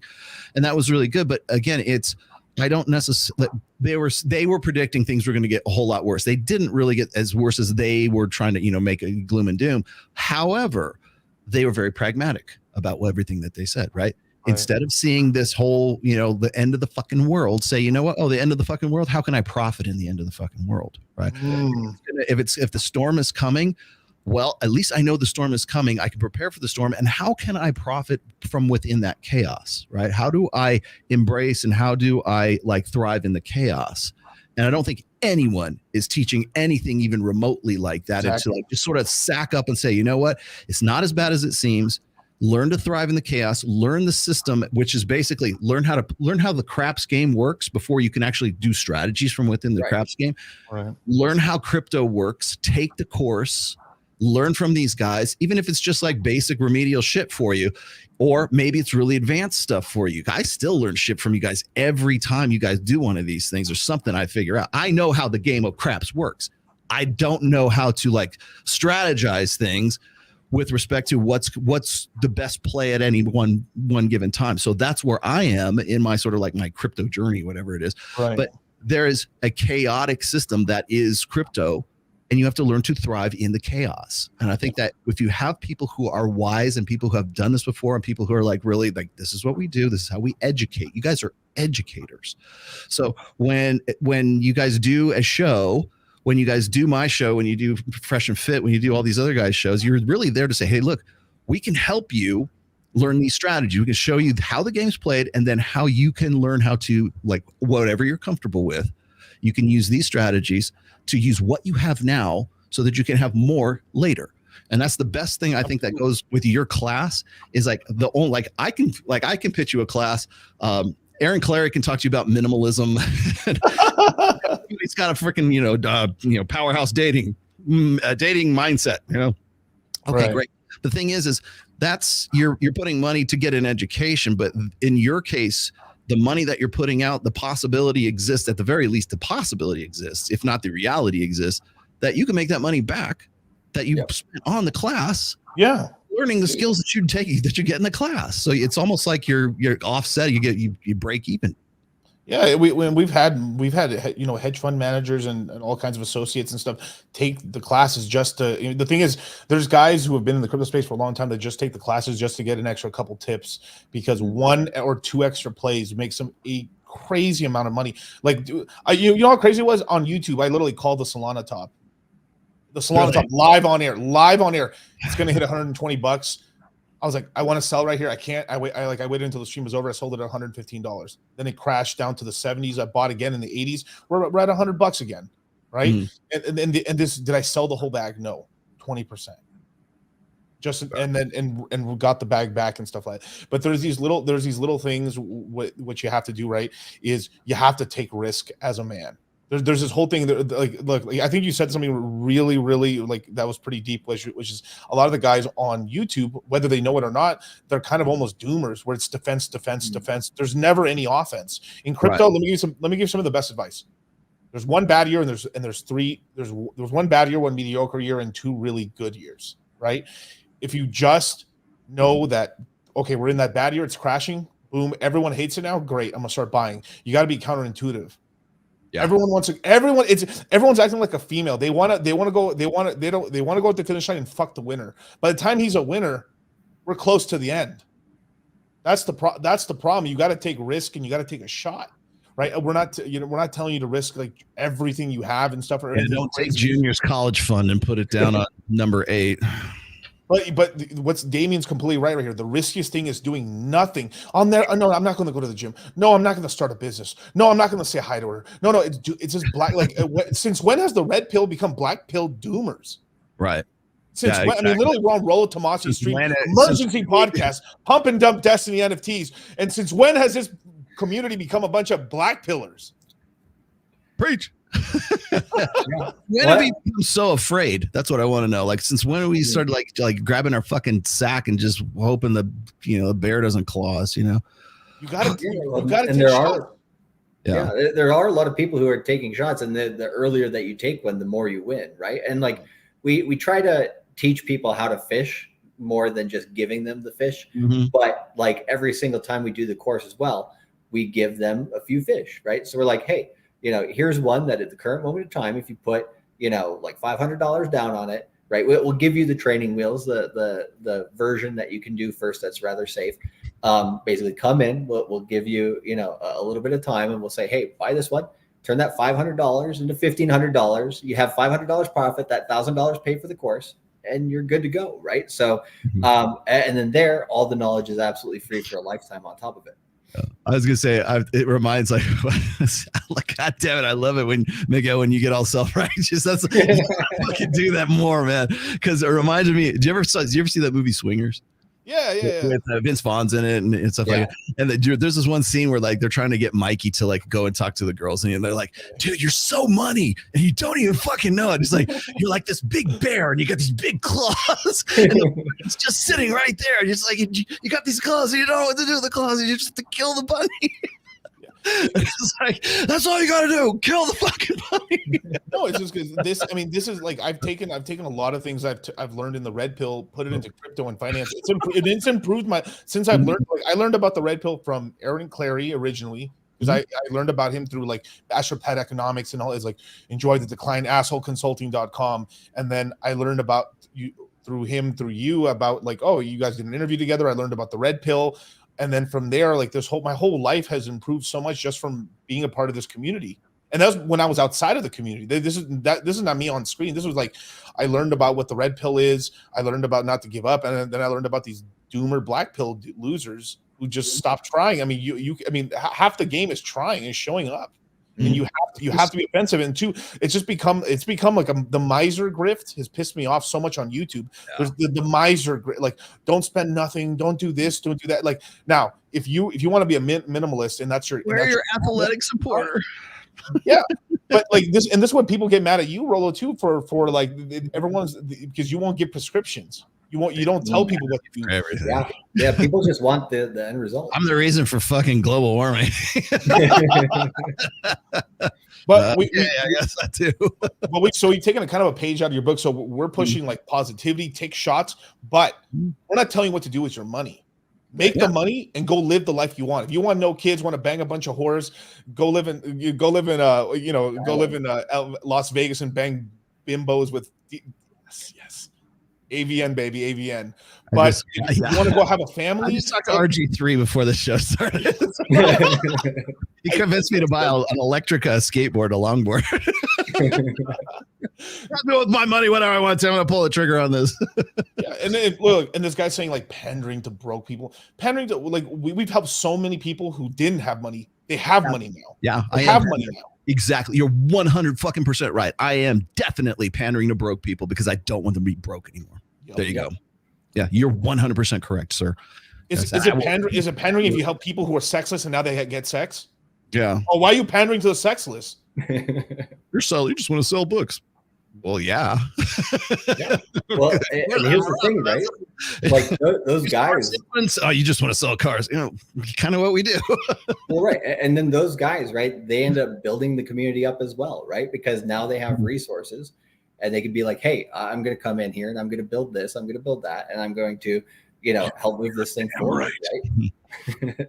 And so, like, my name. yeah, and so like we love seeing, kind of the thing of paying it forward, right? Like we tell these guys, "Hey, we're giving you this information for free on YouTube every single day.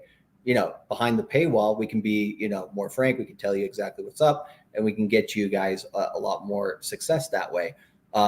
But as you gain here, in the crypto space, pay it forward. There was somebody else before you, after you, whatever, that started at zero as well. And so, like, as we pay that information forward, everybody gets rich, and kind of like you said, whether the world stays the same or changes for the worse, if you're rich in both scenarios, you tend to have a lot more options and time. Yeah, as a result. And yeah, you guys, the link's in the description box below, you guys, as well. I think have you pinned it yet in the live chat? Not in the live chat. I will here in a moment. It's, if you want the link, it's actually it's the only link that's in the description right now. And yes, you can pay with Ethereum. Just look at the options below, and then just email at support@cultivate.crypto. And I want to stress also that, like, that's one of the reasons why I think it's a good pairing between crypto and Red Pill, is that, like, I don't give prescriptions, as you're saying before. I give information and I educate. I just see myself as an educator, right? And people really want you to go hold their hand and show me how to live, Guru Rolo. It's like, no, I'm not going to do that, because I want you to be responsible for your success, not me to be responsible for your success. Rolo, how do I get my girlfriend back? Oh. I want my ex back so bad. Fuck 50 bitches. Tell her to name 3 countries. Instagram. Hit up Sartain. I'll take you back if you can name 3 countries. No, I can't. Asia, Africa, Europe. Yeah, that's true. I just also should point out before we go here is this is an election cycle year too. Yes. So bear that in mind. Keep that in mind, because crazy shit happens in election cycles, as we know from the last election cycle. And then also remember that these guys are also crypto agnostic. So it's not necessarily, although I will say that I'm the only crypto I own a t-shirt of is Hex. But you can have favorites and coins you like. You bought it for me. Yeah, but like I have coins in my portfolio that I don't like, but we're making money with them, and it's an investment. It's not emotional. Yeah, it's not emotional. But look, I'll say this: if Trump wins, right? If Trump wins, he's going to try to block the central bank digital currency of the United States from passing, the CBDC. Oh yeah, right? Yeah. Which is great, but he's only going to lag it behind. But whatever, the more time we have without it, the better. So I want Trump to win. 2, Trump's like so pro NFTs. He has a Trump NFT. Do you know how much thousands of Ethereum he's made from the Trump NFTs? A lot of money. He's made, like, I think he might be like holding like 2,000 to 3,000 Ethereum from just the Trump NFTs alone. So he's not going to like shut down NFTs or nothing like that. But I really do believe Trump's great for America. I believe Trump's going to win. I'm not voting for Big Mike. That's for damn sure. So you know what Big Mike is? No. Michelle Obama. Oh, Jesus Christ. Really? That happened on my show. Okay. Yeah, one more question. Sir, Mr. Jason says, any thoughts on KAS, ICP, XDC? Thank you, Jennifer. ICP, Insane Clown Posse has a... Yeah, Insane Clown Posse, yeah. They do, is it? For real? No, it's not. No. Internet Computer Protocol. But of those 3, I would say Cospa's probably the best. If they were smart, they'd get Insane Clown Posse to like front for that. Yeah, Caspa's really great, and what I like about it now is people are not talking about it that much anymore. Great, because when everyone's hyping it up, when it's like the same thing, it's like, do you know how many people probably bought like Solana at like 120 to it? Like it's the whole thing is like when people are starting to ignore it a little bit, when it's counterintuitive to buy, that's when you buy. That's when you buy. So right now, Caspa's did a huge run. It's come down a little bit. I think it's below like 9. I think it might be 9 or 10 cents right now. Great buying opportunity. Stack a little bit away. You don't have to go crazy. It could be like a portion 5-10% of the portfolio if you really like it. And you're going to do pretty well with it, I believe. So All right, gentlemen, thank you for showing up. If you guys want to get in on the crypto mindset for Q1, you can do so. Oh, well, before we go, when's the registration close and when's the classes start? The classes start on February 9th. And for your audience here, we're going to give them 5 days from today to be able to jump in. So the process, once you basically purchase the crypto mindset course through the link that Rollo provided there, is you'll get an email from us, either support@cultivatecrypto.com or charlie@cultivatecrypto.com. And once you get that email from us, then you'll have a link to our Telegram boards, basically. So one's a chat room, one's a links channel where basically you have all of the information to study the course through. So in the chat, people are having a good time already, sharing memes, sharing information, asking questions, all of that. And then in the links channel, we have one live webinar in there already pre-recorded, and we're going to have 5 in there for you. And then on the 9th, when we start the webinars, we're going to do 15 live webinars from the 9th to the 23rd of February. So about 2 weeks or so. And we're going to jump into it. We have flash webinars throughout the quarter too. I think I don't know if we've shared the schedule with you, but we can share that with you later. So if you want to share that with your audience, you can. We cover everything A to Z. So the first 5 webinars basically cover everything that's to do with basic crypto. And then by the time we get to the end of the live webinars, we're talking about, advanced, crypto stuff. And then by the time we get into the flash webinars, we're really hitting the market at the time that you guys can make a lot of money. So we put everything in there, and it's a lot of time, but it allows you, kind of like a boot camp, to kind of get up to speed on the industry as fast as possible, because the market goes quick. We only have about a year and a half of like the crazy good times in this market for this current cycle. So, take advantage while the market's still good. And this is why we do it live every single time, because the market is changing so quickly. Like we say, a month in crypto is like a year in equities. That's not even joking around.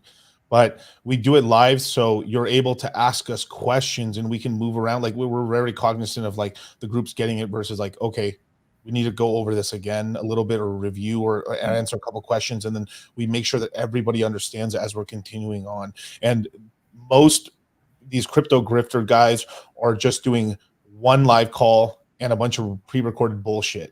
That's super old. That hasn't been updated since like 2019 or 2021, legitimately. So all our stuff's all brand new, live in person, and all the stuff that are the pre-recorded stuff was done recently. It's more evergreen content to get you onboarded. All the nitty-gritty stuff that we put our hands on is all done live. So it's like we're doing like 2 back-to-back rock concerts every day, back to back, and then we let you rest a day, and then we're back to it again. So literally, these things run like 4 to 5 hours. Yeah, 4 to 5 hours, and then we even have an after hours where you get to ask us crazy questions, but it isn't recorded because we protect the innocent. Yes. Is Aaron Clary actually homosexual? No. All right, guys. Thank you for coming. So if you want to get involved in crypto mindset, use my link, which is right there.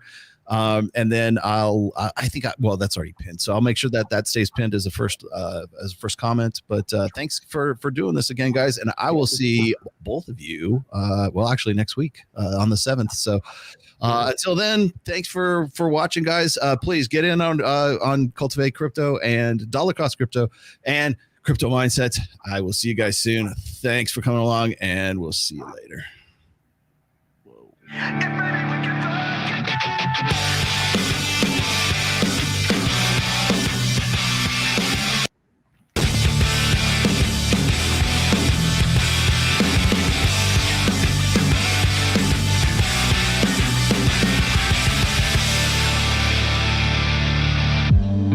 Would you do it again? I need to feel you on top of me. Yes, you can. It was my first time, but I was just a kid when we met and went to bed. It was my first time. Ain't nobody can tell what you expect from me. I'm breaking up the rules now in the game. I've got some new tools. Please do the same. Time came by and went over like a matchbox stereo. Time to get my thoughts now, let go. Bound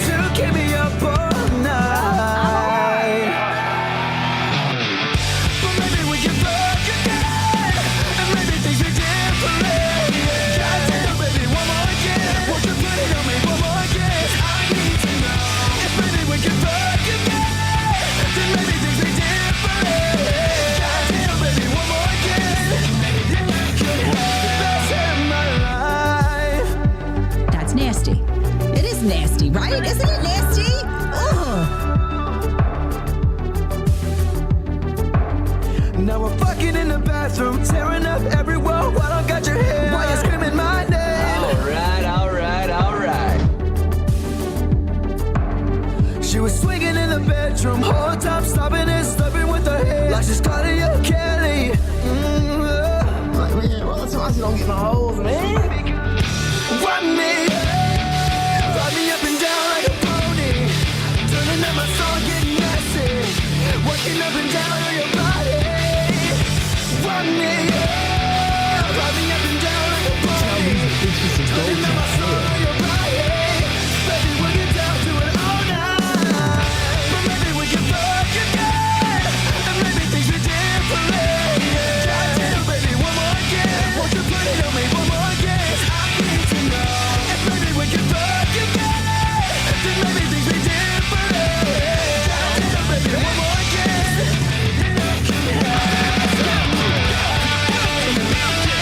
The Sitting Podcast has been a production of the Rational Male. All rights reserved. 2024 registered trademark. Don't steal Ned stuff.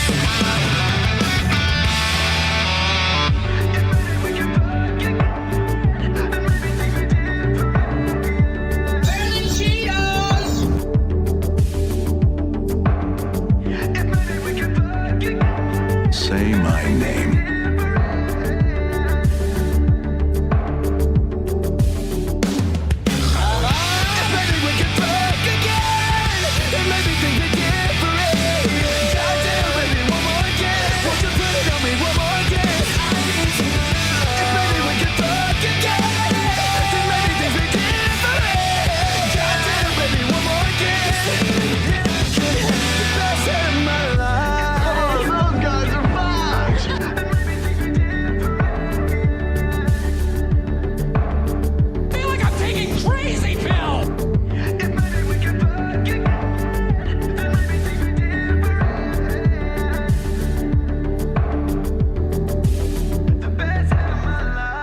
I feel like I just took a bath in battery.